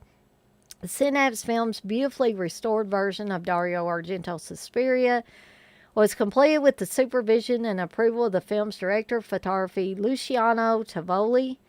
Now available for the first time ever on home video on a true 2160p 4K presentation with high dynamic range. And yes, this has Dolby Atmos. X-Ray, you say Suspiria is in my top 3 films ever. John, you say poor girl in the beginning gets killed like 3 times. Huh? Exactly. But again, Argento's films are morbidly beautiful, just like my Morbid Beauty Boutique. They just, every kill to me seems like artwork. It seems like a piece of art. And you guys probably get that, but people that don't, they're either not into horror or haven't ever watched an Argento movie in their entire life would be looking at us like we all put our clothes on sideways because they're not going to get that. And there are some people that only watch American horror films. They don't watch Italian horror films. They don't watch Spanish horror films, etc., etc. And heck, they may not even watch Canadian horror films or British horror films or any of that, which is fine, but it kind of narrows the type of movies that you watch. When you extend it to foreign movies outside of the United States, I think it opens your eyes to a whole new way of filmmaking, a whole new set of horror films like the Giallos, etc. And so I just think it's really cool when we're able to, I guess, essentially think outside the box as far as our movie watching experiences. And Suspiria is definitely one that hits all the bases and fills in all the blanks or whatever. Yes, it is hallucinatory. You may at times feel like if you are watching on a sick day, is it the drugs I'm taking for my illness? Or, maybe I shouldn't call them drugs, but the medications I'm taking for my illness? Or is this really that acid trippy? Which I think it'd probably be a little bit of both. If you're not feeling good, you're on medication, plus you're watching this film that was hallucinatory anyway, yeah, I think that those two things would definitely intensify the effects of the film. John, you said the music alone deserves praise. Exactly. Goblin's music in this. Actually, me and Steve got to see Claudio Simonetti's version of Goblin in Louisville a few years back, and they played music over Suspiria. When it got to the musical parts in the movie, then they would play. And then after the movie was over, they just played different themes from the different movies. And I think Steve enjoyed that more than them playing live over Suspiria, but I thought the whole thing was cool. We actually also, before that, got to see the original Goblin Band minus Simonetti, which I'm so glad that we got to do that because one of the main guys from that group has passed away here quite recently.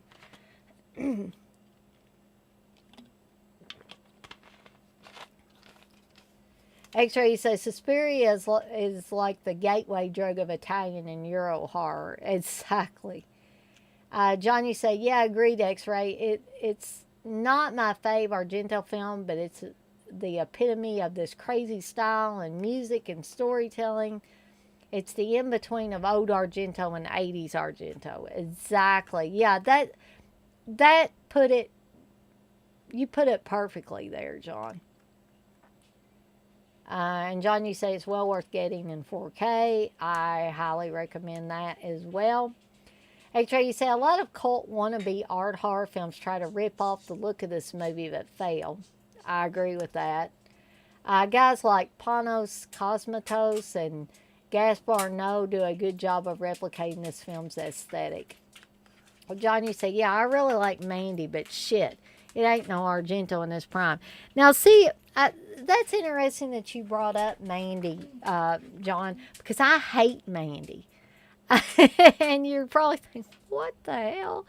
Um, I did. I tried to watch that movie, and I couldn't even make it through it. I was like, what the hell am I watching? I didn't find one part of that movie enjoyable. But Steve seemed to.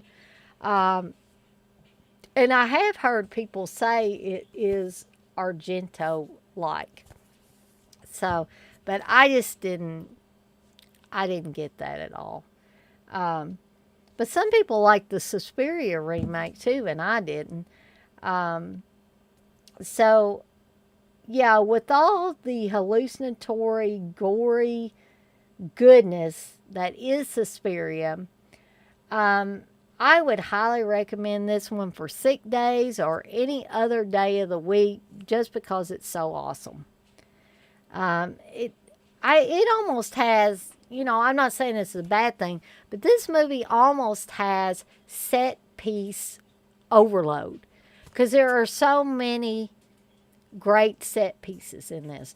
From this scene here to the girl in the barbed wire or whatever it is, the maggots falling out of the ceiling and getting in the girl's hair, um, just all the very 70s colors and uh, just this whole druggy feel to it. Just a massive amount of information invading your brain, but still a good one to watch when you're stuck in bed or stuck on the couch, or even if you're feeling top of the line 100%, 110%, I still highly recommend this movie. So let me talk a little bit about the special features on this particular release. You get a new 4K restoration of the original, uncut, uncensored Italian 35mm camera negative, exclusively done by Synapse Films with color correction supervised and approved by Luciano Tavoli. Original 4.0 English language. This was the LCRS sound mix not heard since the theatrical release in 1977.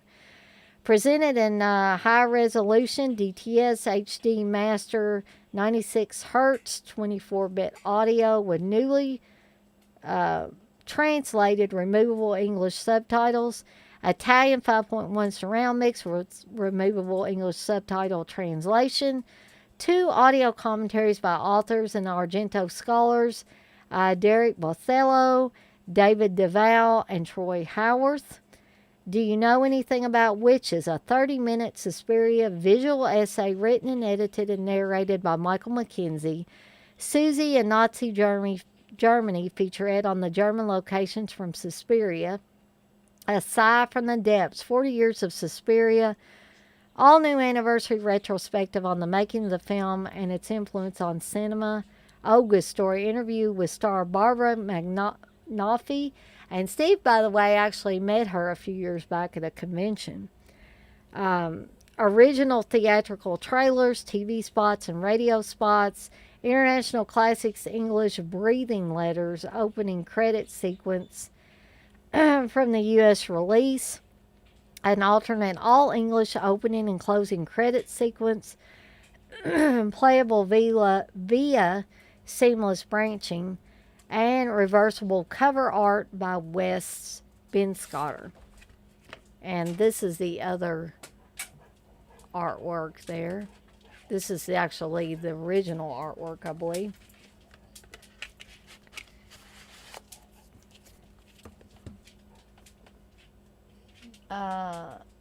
Let's see. John, you say Mandy was fine, but honestly, most of these newer horror films are overhyped. Cough. A24. Texas, you say, Mandy, hey, damn. Added to the list of the wolf cop and torso. Yeah, sorry, Texas. John, you say, good new horror, but great. That's subjective, I guess. Um, TJ, you said, by the way, Dana Kelleroni and Barbara Crampton did record a commentary, but it was before the DVD came out, and I think Kelly lost the recording or something like that. Oh, damn. So if she lost it, we probably won't ever get to hear it. TJ, you say, Suspiria is like a rock concert, visual and audio brilliance. Yes, exactly. So that is Suspiria. Now we're going to move on to one I stuck in here that was not on anybody's list. This is one not only for sick days for me, but also for any day you want to watch this. And it's funny that it was right after Suspiria, because Suspiria deals with witches, and so does this one that I'm getting ready to talk about. And this movie I had never heard of before. This was just before Steve and I started dating. We were still buddies then, and and no, there was no funny business going on, but Steve invited me over to his house to go to a convention. And we went to a convention as friends, like I said. And so when I came to visit, I can't remember if it was like the day I got to his house, or it was like the next day in the morning before he took me home or whatever. But anyway, he had this movie recorded called Superstition. And I was just amazed at this movie. This movie was bloody, gory, had bad things happen to the kids in it. I was just like, man, I can't believe I never heard of this movie before. And for some reason, I'm thinking there might have been another title for it, but I can't recall right now. But it has the tagline, "You'll believe it just before you die." So,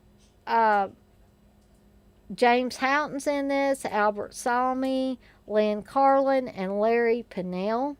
It's directed by James Roberson. Something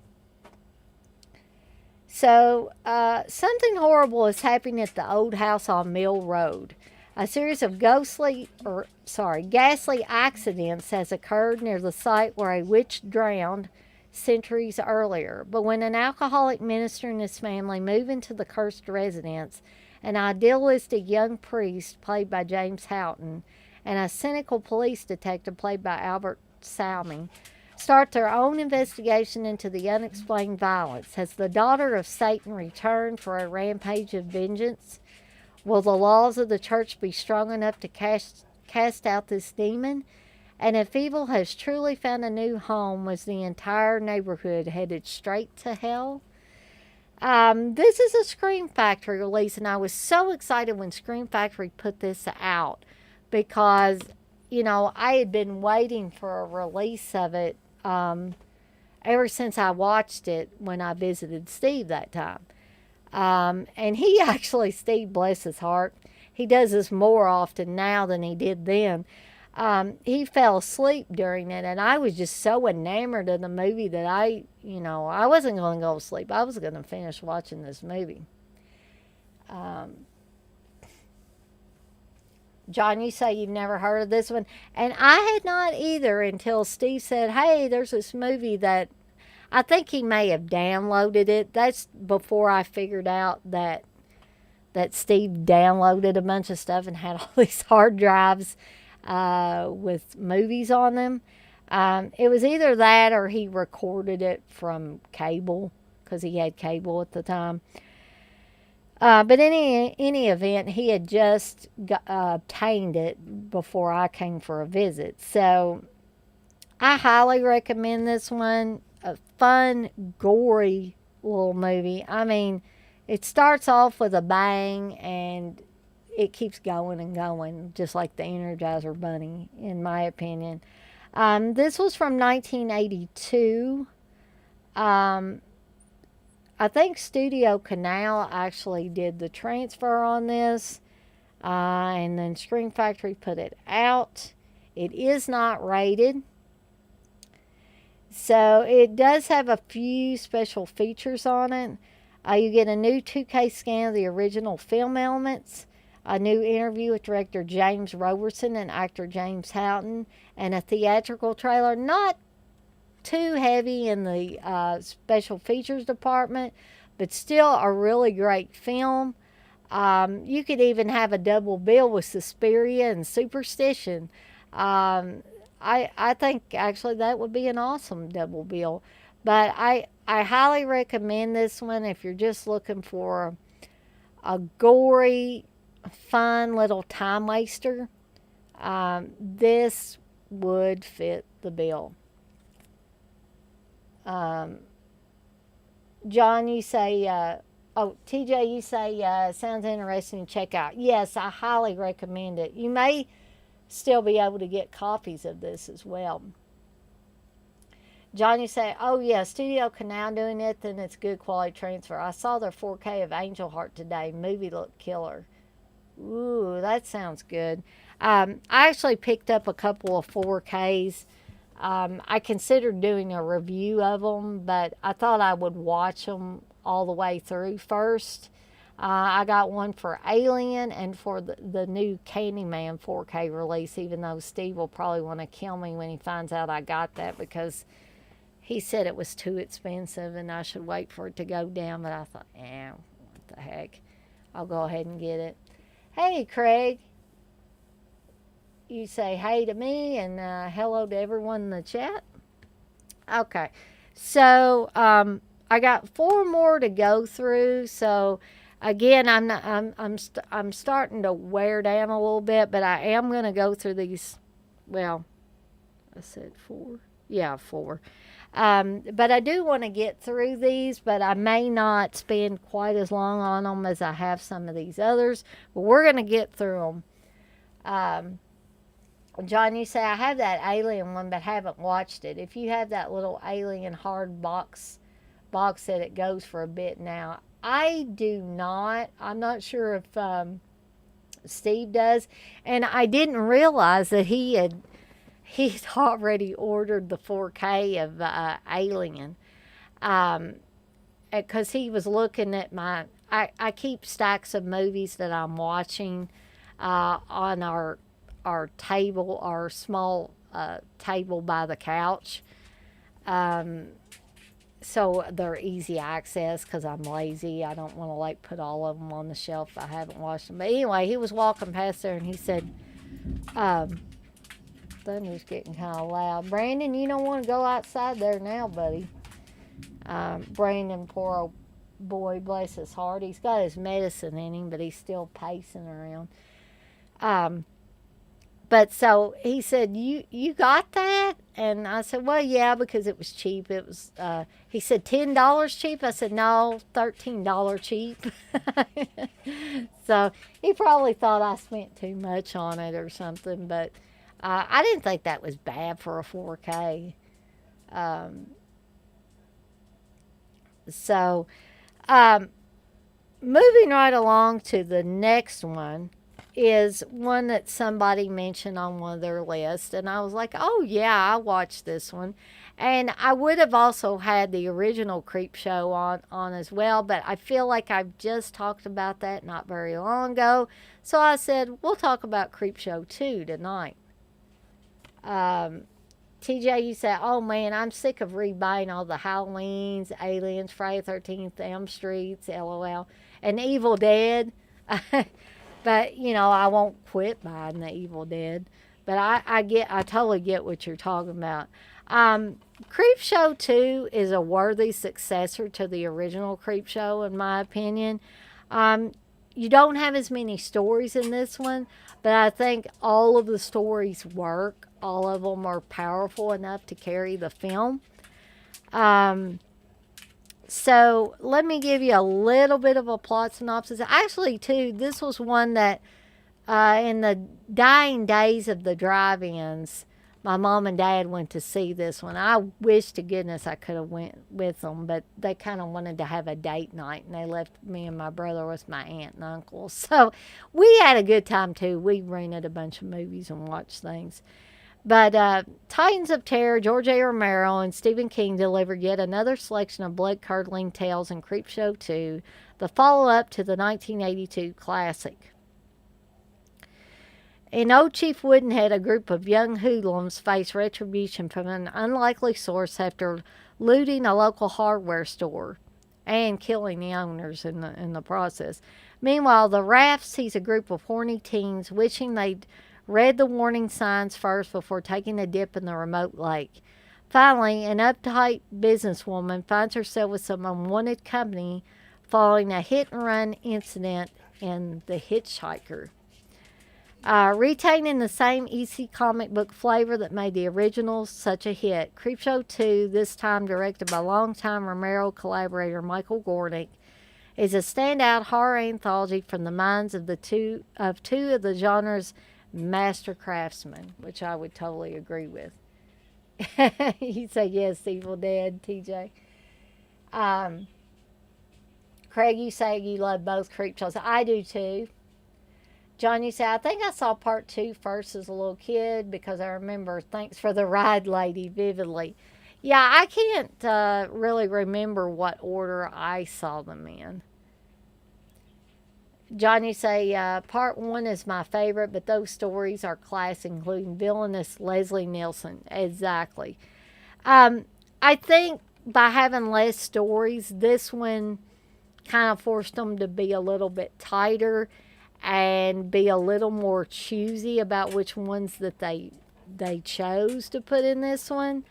Um, not that I think there's anything wrong with the original Creepshow. There's not, but some people might have thought it was too packed with stories, whereas this one only has 3 stories. I think what was it, 5 that the other had.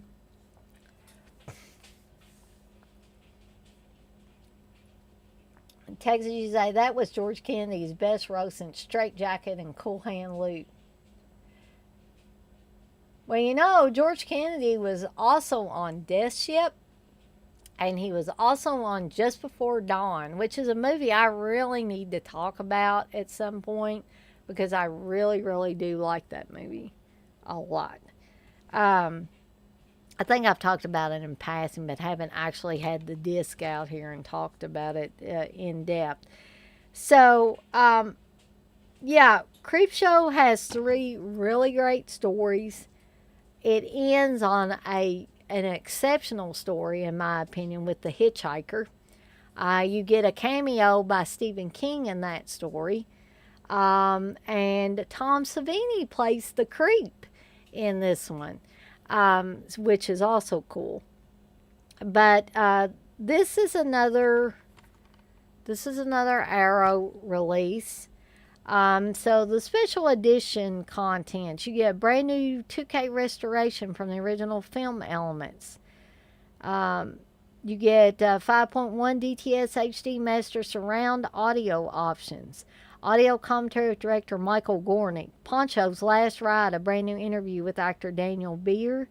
The Road to Dover, a brand new interview with actor Tom Wright, who played the Hitchhiker. Screenplay for a sequel.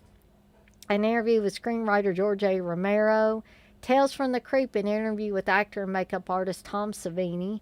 Nightmares and Foam Rubber archive featurette on the special effects of Creepshow 2, including interviews with the FX artists Howard Berger and Greg Nicotero, which I think this is the one where they talk about Ed French pretty much started out doing the special effects but got fired, and Howard Berger and Greg Nicotero basically had to take over. My friend Rick Berger on his special effects mentor, Rick Baker. behind the scenes footage, image gallery, trailers, and TV spots.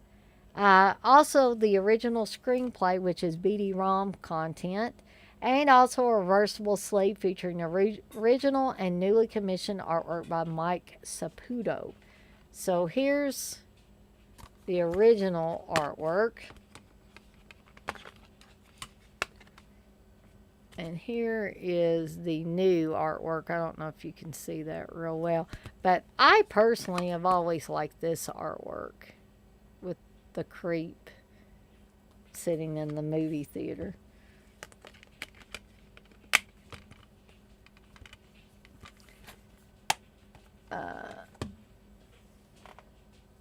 John, you say, so this is very random, but the music played in the rap was also used as Lex Luger's early wrestling entrance theme. Oh, that's so crazy.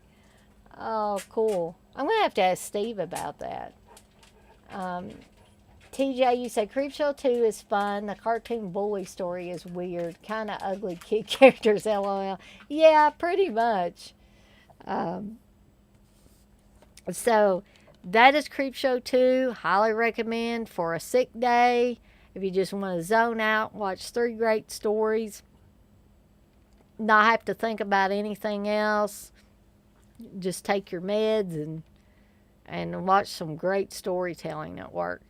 And it's also good for other days that aren't sick days as well. So the next one is another foreign movie, and then we've got a couple more after this one.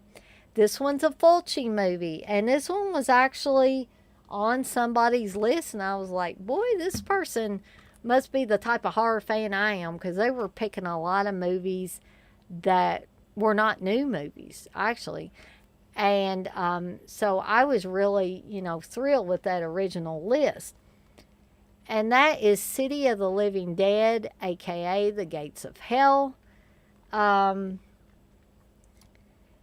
I think probably just about all of you, if not all of you, know the plot of City of the Living Dead, but I am going to go over it real quickly. The 7 gates of hell have been torn open, and in 3 days the dead shall rise and walk the earth. As a reporter, played by the great Christopher George of Pieces, and a psychic played expertly by Catriona McCall, who, by the way, several years ago I met at a convention. She was very nice, very sweet. Of the Beyond, race to close the portals of the damned. They encounter a seething nightmare of unspeakable evil. The city is alive with the horrors of the living dead. Directed and co-written by the legendary Lucio Fulci, Zombie, The Beyond. City of the Living Dead features some of the maestro's most shocking and controversial sequences of all time. Blue Underground proudly presents the definitive version of Fulci's hallucinogenic masterpiece of horror, freshly transferred in brain-ripping high definition from its original uncensored negative and loaded with exclusive extras. I also have the Gates of Hell titled version. I didn't pull it out. I should have to show you both of them. But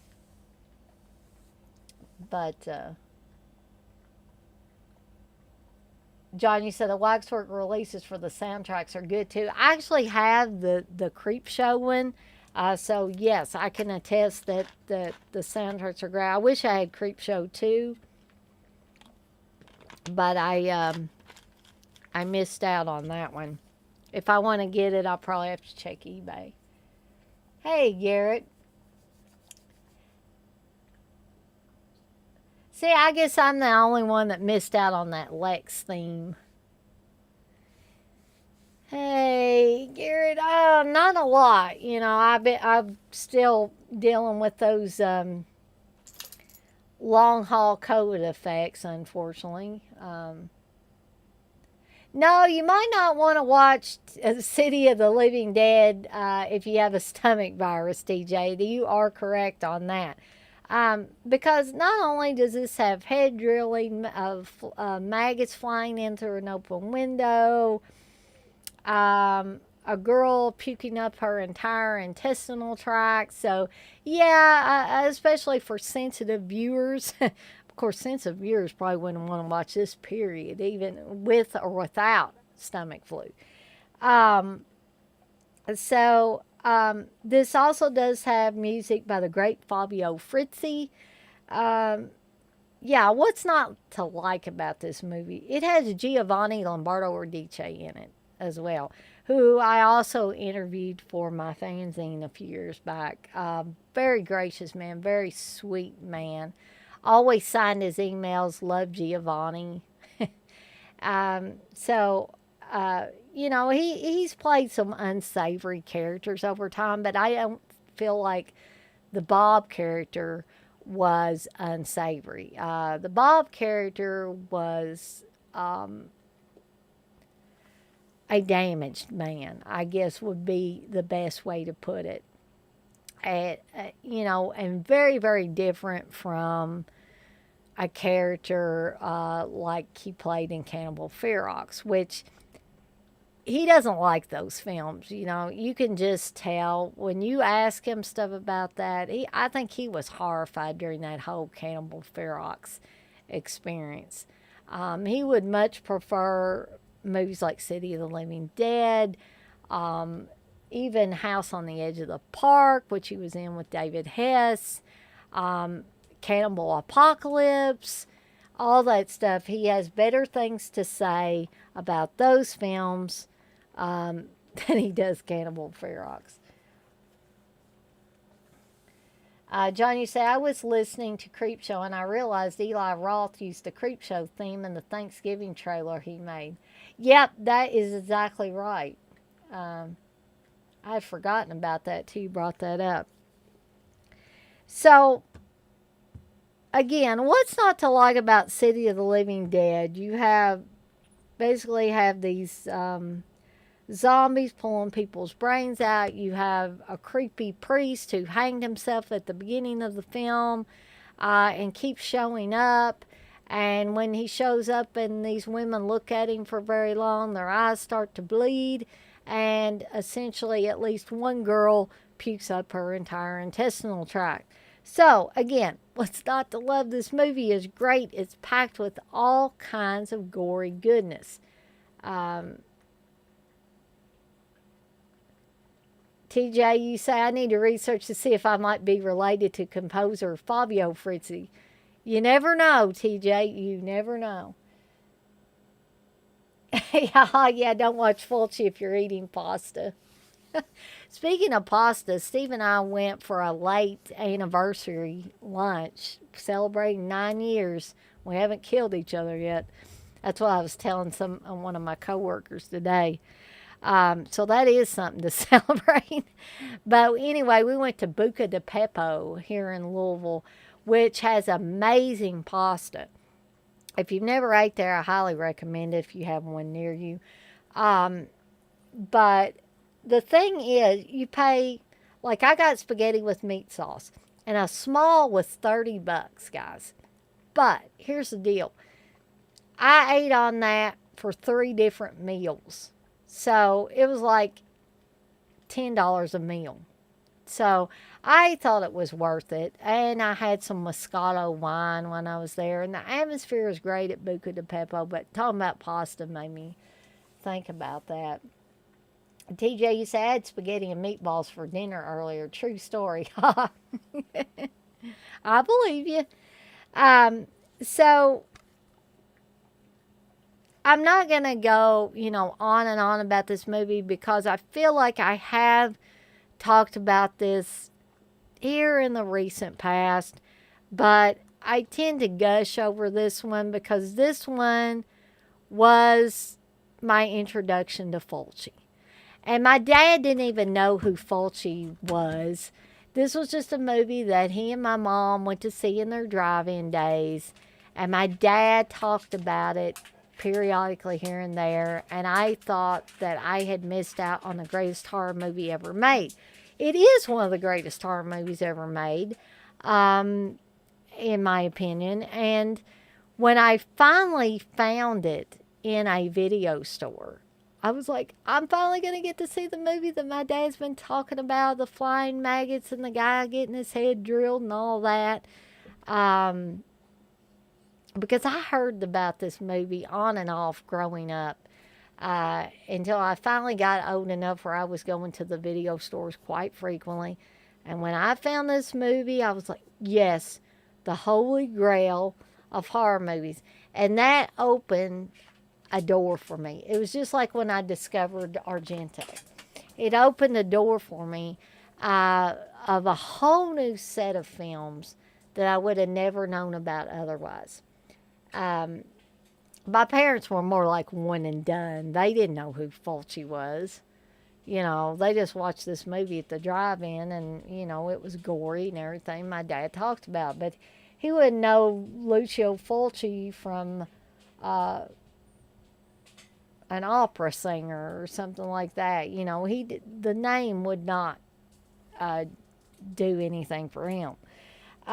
So I discovered who Lucio Fulci was by watching this movie because I saw who the director was.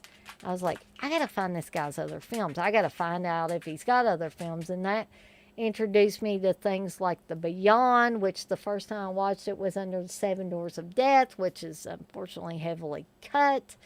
But then, I went on to see things like Zombie, which I've got the shirt for that.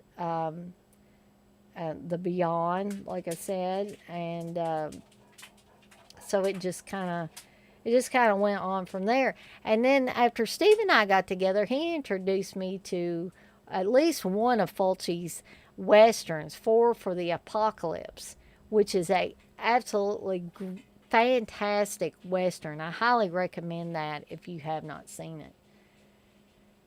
Uh,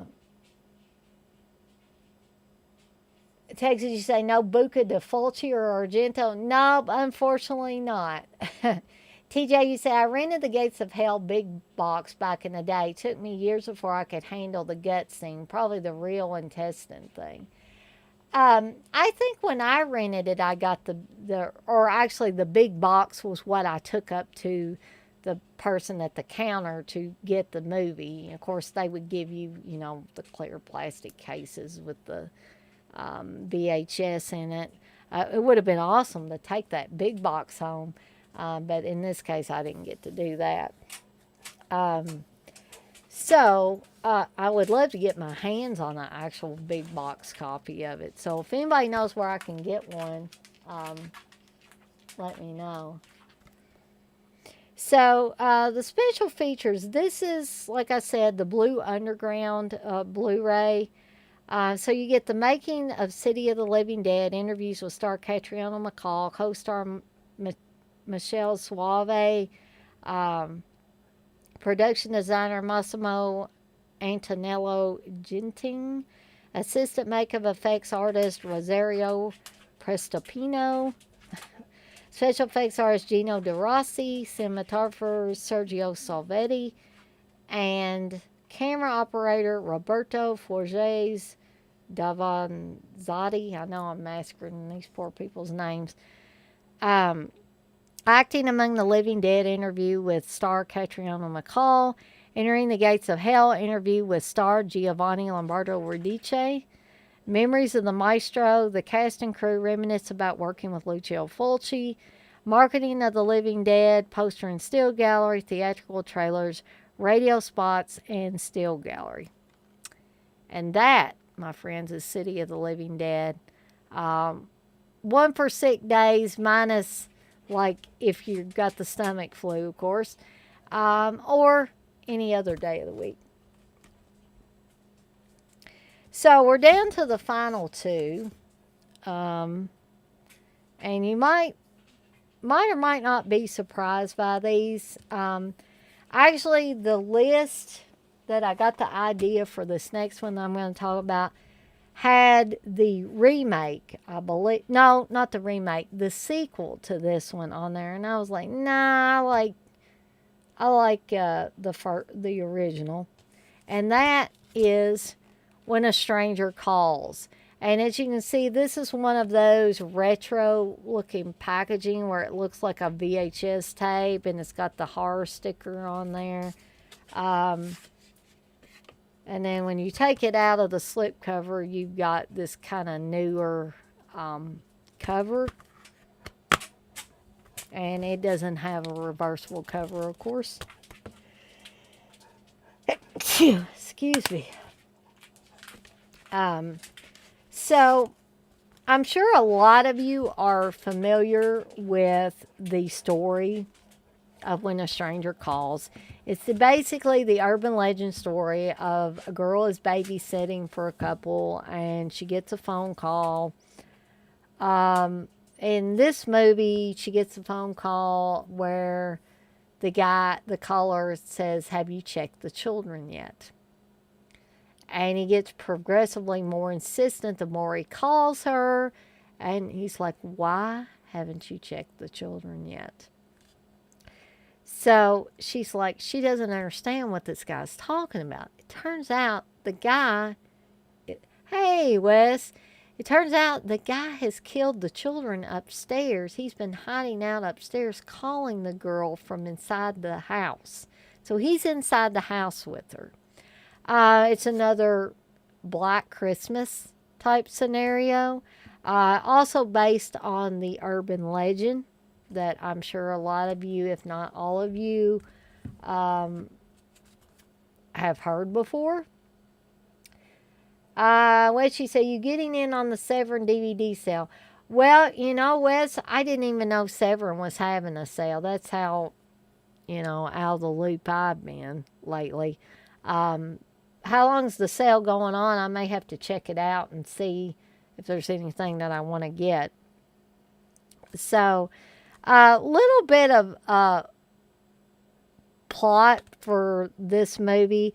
A terrified young babysitter, an incessantly ringing phone, and whispered threats set the stage for one of the most suspenseful chillers ever filmed. Carol Kane stars as a babysitter who is tormented by a series of ominous phone calls until a compulsive cop, played by Charles Durning. And I'll tell you, this has got to be one of Carol Kane's best roles because it really shows that Carol Kane is just not some actress in a comedy movie. She can do dramatic roles perfectly. Charles Durning's character is brought on the scene to apprehend the psychotic killer. 7 years later, however, the nightmare begins again when the madman returns to mercilessly haunt Kane, now a wife and mother. No longer a naive girl, though still terrified, but prepared, she moves boldly to thwart the maniac's attack in scenes that culminate in a nerve-shattering conclusion. This is a Mill Creek release, so, you're not going to get a bunch of extras and all that good stuff that the boutique labels will put on these. But you do get one incredibly terrifying movie. Now, this is directed by Fred Walton, who also directed April Fool's Day, the original April Fool's Day from 1986. This one is from 1979. What'd you say? $3 and $5 DVDs, even the new stuff. Ooh. Of course, Steve would probably tell me, why are you getting DVDs? That's probably what his big thing would be. But that's almost too good to pass up. So, some people may be a little hesitant about this movie because here's the thing. This started out as a short film, which made it much tighter, much scarier. So when it went to feature length, of course, Fred Walton had to add some extra stuff in there. So he has this whole middle part where Tony Bleckley's character of the killer meets a woman in a bar played by Colleen Dewhurst, who he takes a shine to, follows her to her apartment, tries to, push his way into her life. He wants to have coffee and And she's like, "You can't be here." He just literally, I believe I'd be locking my door, but he literally walks into her apartment and kind of makes himself at home. And she's like, "Look, you can't stay here. Uh, maybe I'll meet you for coffee tomorrow or whatever." And he's like, "Really?" So he just kind of gets obsessed with calling Dewhurst's character. And I can understand how people would think that that's kind of out of place with the whole Carol Kane story, which it's the Carol Kane story bookends this part with Colleen Dewhurst. And you do still have Charles Durning trying to work with Colleen Dewhurst to get this guy. Um, but I can see how people might think it kind of takes away from that really tight, suspenseful story with Carol Kane. But that's what happens when you have to make something feature length. You've got to pad it with something. And I think Fred Walton did a great job with what he had to work with. Um,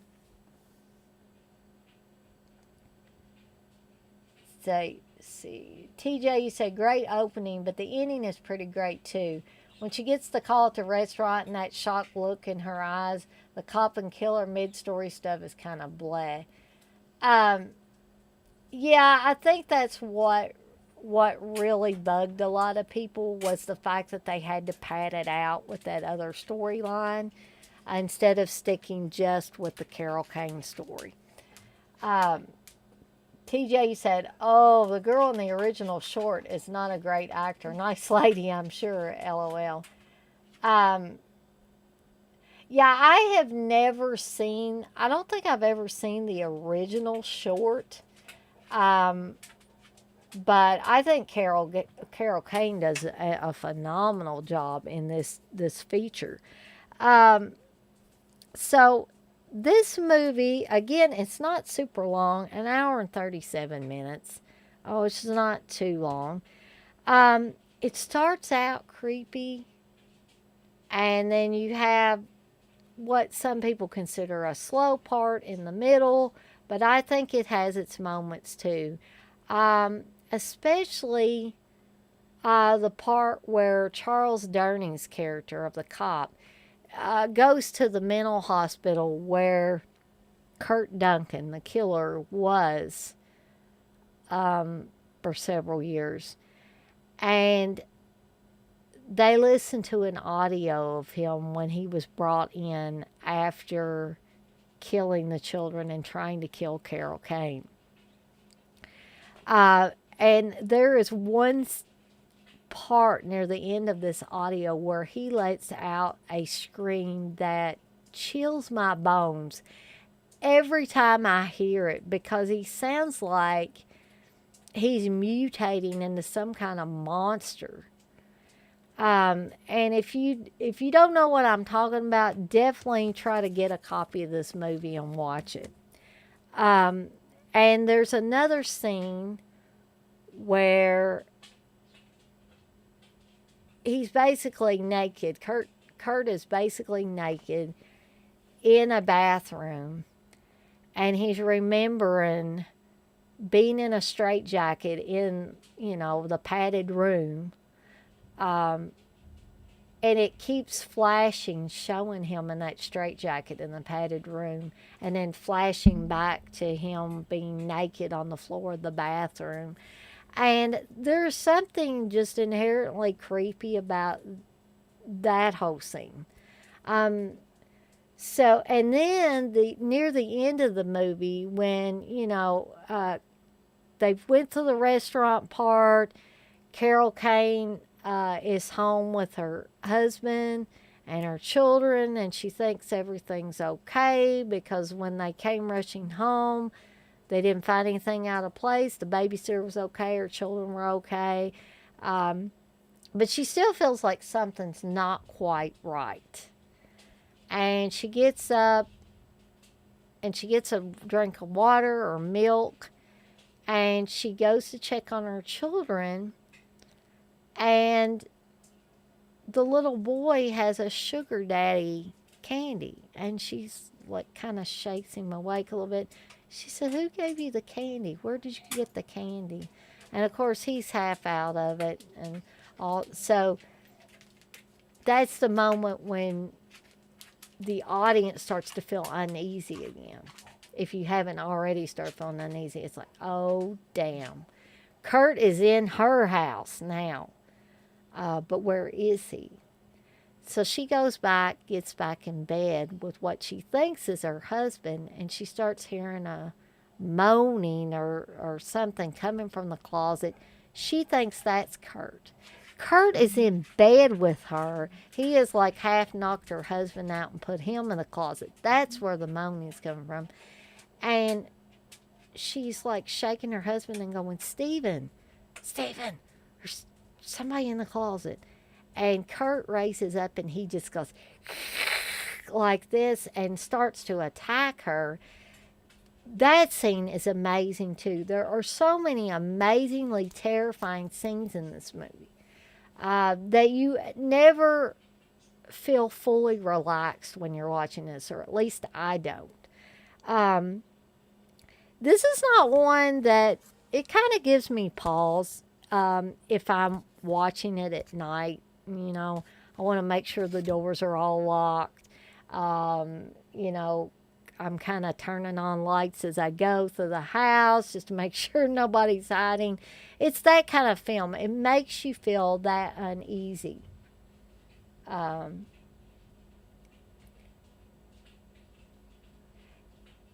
TJ, you say it's on YouTube. I kind of figured it probably was.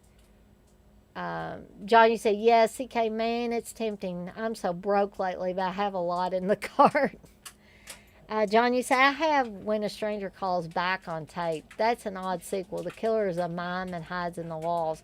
Yeah, and it does have Jill Schoen in it as well, which I'm not saying I dislike the movie, but if I want to watch something really scary, I will stick with this original. You say it's so out there. Yeah, TJ, keep the closet doors open and look under the bed. Yeah, that's what this movie and a lot of other movies in particular teach you. Um, so, and for women that have ever been a babysitter, and some of you guys may have been babysitters, maybe you took a babysitting job here and there when you were younger. I'm not going to be sexist and say it's only girls or women, but I babysat. So, you know, it's probably a good thing that this was not on heavy rotation for me when I was babysitting, or it would have freaked me the hell out. But, you know, it's something that a lot of people can identify with. Um, Not only people that were babysitters, but people that are parents. And how you worry about your children, you worry about something happening to them.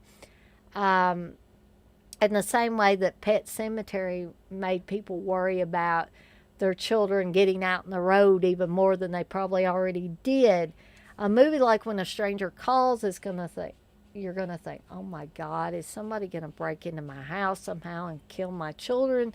You know, it just, it plays on a lot of those internal fears that pretty much all of us have. So yeah, I could watch this one when I'm stuck in bed or stuck on the couch, but I probably want to watch it in the daylight because I'm not really a wimp when it comes to horror movies.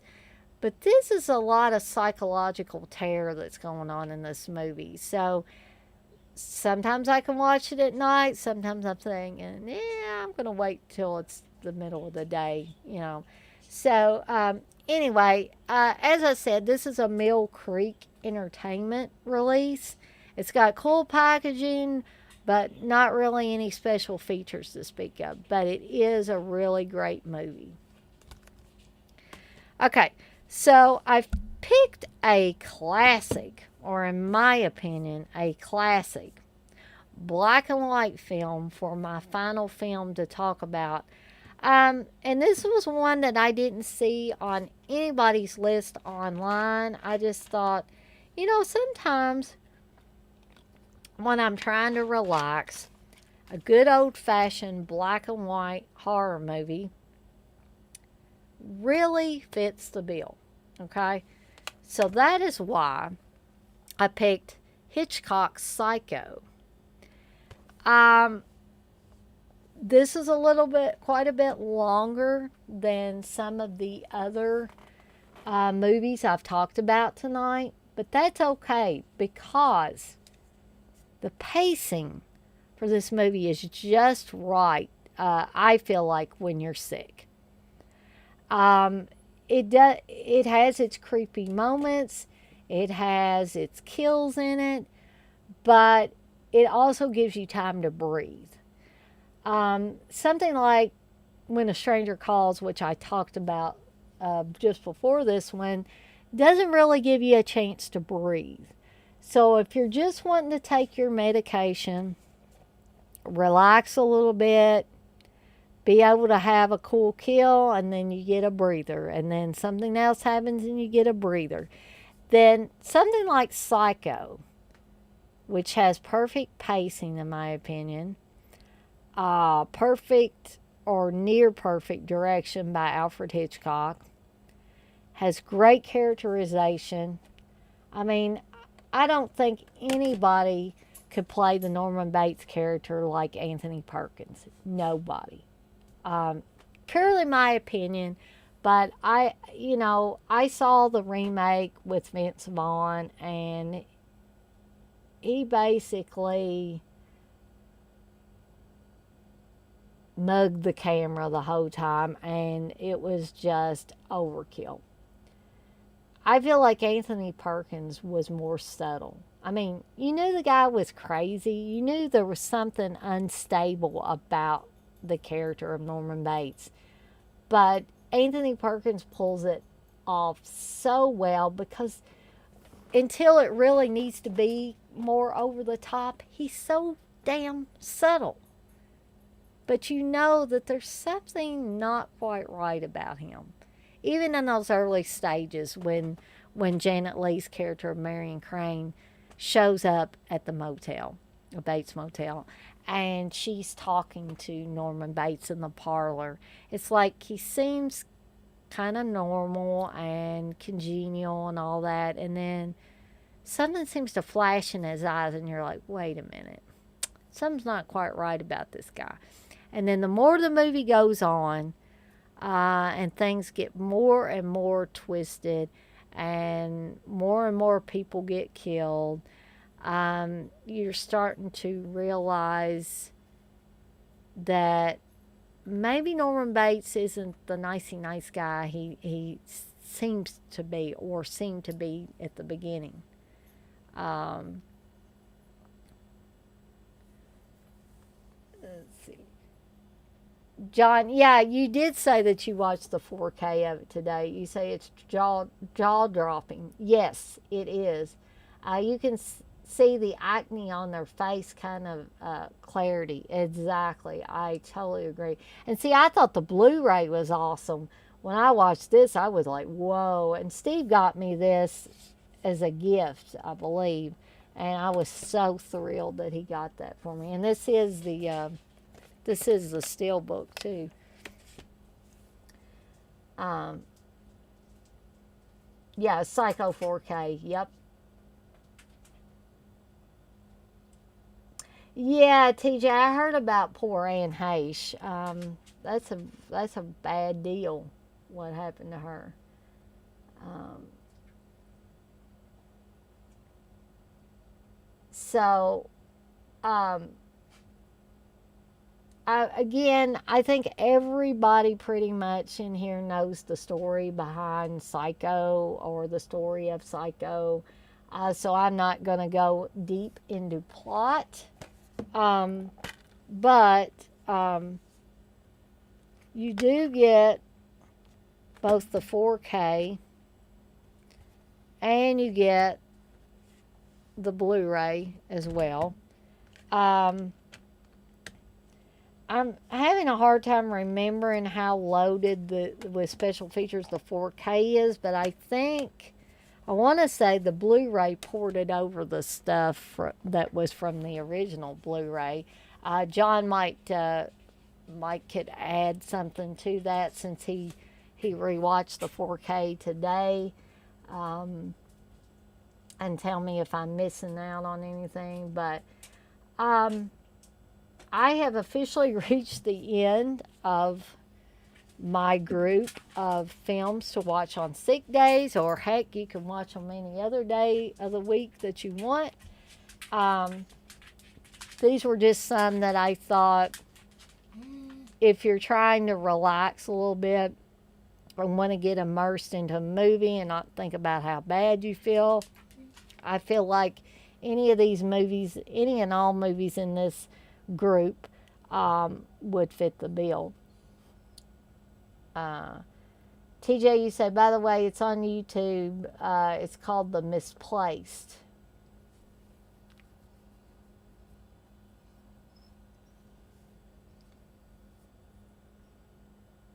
Oh, TJ, I missed where you said that that you wrote a short inspired partly by When a Stranger Calls Too. LOL. That is awesome. I'm gonna have to check that out too. Um, and then I missed something right up here.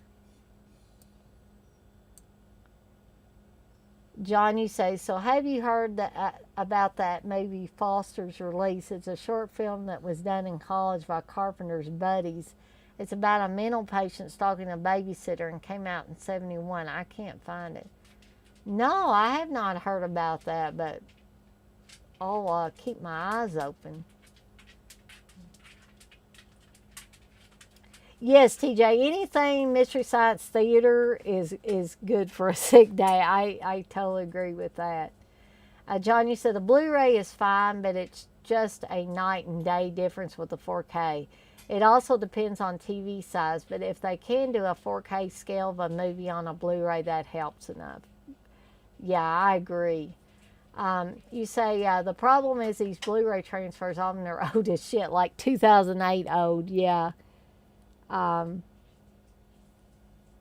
you are welcome, TJ. Um, So, again, I want to remind everybody tomorrow evening at 8, I am going to be doing Cheese Extreme Wednesday. I'm going to be covering Hollywood Chainsaw Hookers and Horror House on Highway 5, so you guys can look forward to that. Steve returns this Saturday at 6 p.m. Eastern Time, followed by if you want to hop on over to my channel, I will be doing the Blood Hook watch along. Because John, kind of, well, he didn't really ask for it, but he said that Blood Lake was decent, but he liked Blood Hook better. So I thought, oh, that'll be cool. We'll have a Blood Hook watch along. So if you want to come to Steve's 6 p.m. Eastern Time stream and hang out with him for about an hour, and then hop on over to my channel for the Blood Hook watch along at 7 p.m. Eastern Time, you can look forward to that. So those are the things I've got lined up. Other than, again, I'll just say that I do have the water slide decal paper, which I'm going to soon be putting on some designs on mugs and tumblers, and basically anything else I can put it on. So look for some new stuff to be coming up on my Etsy shop, the Morbid Beauty Boutique. And then hopefully coming soon, some t-shirts. Texas, you say, anyone ever watch any of their movies in a foreign just for the hell of it? I've watched Boogie Nights in French and Poltergeist in Spanish. I haven't, Texas, but that's an interesting thing that I might try. John, you say, hi, Texas, I need to try that. So I think I'll stay on here about 3 more minutes to about 10:50. So if you guys got anything you want to bring up, comment on, suggestions for future streams, suggestions for future watch alongs. I can't remember if I brought this up earlier, but I'm thinking seriously, barring no more ill health effects on me, having a watch along every Saturday in the month, in addition to the Sunday watch alongs that we have already, I think, designated movies for the first Sunday in each of the months till the end of the year. And I think it was brought up that we should do New Year's Evil for January, which I'm totally up for that.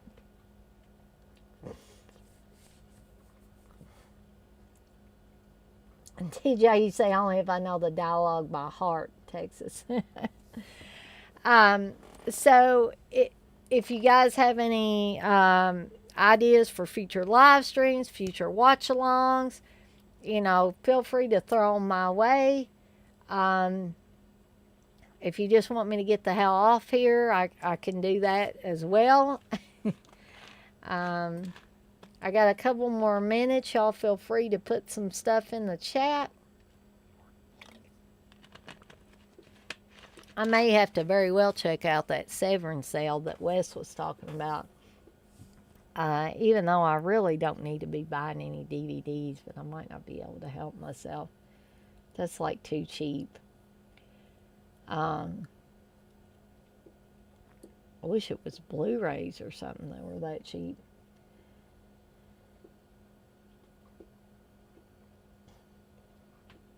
John, you say you've tried to find the Rocktober Blood vinyl on eBay, can't find it anywhere. That would be a cool find if somebody was able to find it.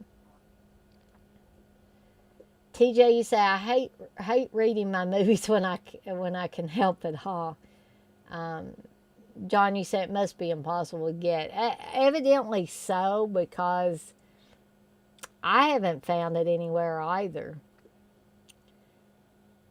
I think I'd probably just have to. Sometimes you can rip songs off of from these movies off of YouTube, and then probably about the best I could do is maybe make a CD of it or something. In Texas, you say I use subs just because of eyesight, but it's all good. But it is now 10:50, so I thank you guys for stopping by and hanging out with me for a little bit while I went over these movies tonight. I hope maybe I introduced you to some maybe that you hadn't heard of before. I know a couple of you said that Superstition was one that you had not heard of. Or maybe there's some of these that you haven't watched in a while that you want to pull back out and watch. In any event, I hope it's helped, you discover something that you maybe want to watch. You don't necessarily have to wait till you're sick to watch it. I'm seriously thinking about popping in Psycho and watching it after I take a shower. I'm going to sit down and have something to eat. Probably a nice hot bowl of soup, because I made me a big pot of vegetable beef soup, and that just sounds really good to me right now, especially since my throat's kind of scratchy. Thank you, John, and you have a good night. And on that note, I am going to skedaddle on out of here, guys, and I will see many of you tomorrow night at 8 p.m. Eastern Time for Cheese Extreme Wednesday. So I look forward to seeing y'all tomorrow night. Oh, you're welcome, TJ. You have a good night. And I'm going to skedaddle on out of here, and I will see everybody on the flip side. Thank you, Texas. Good night, guys.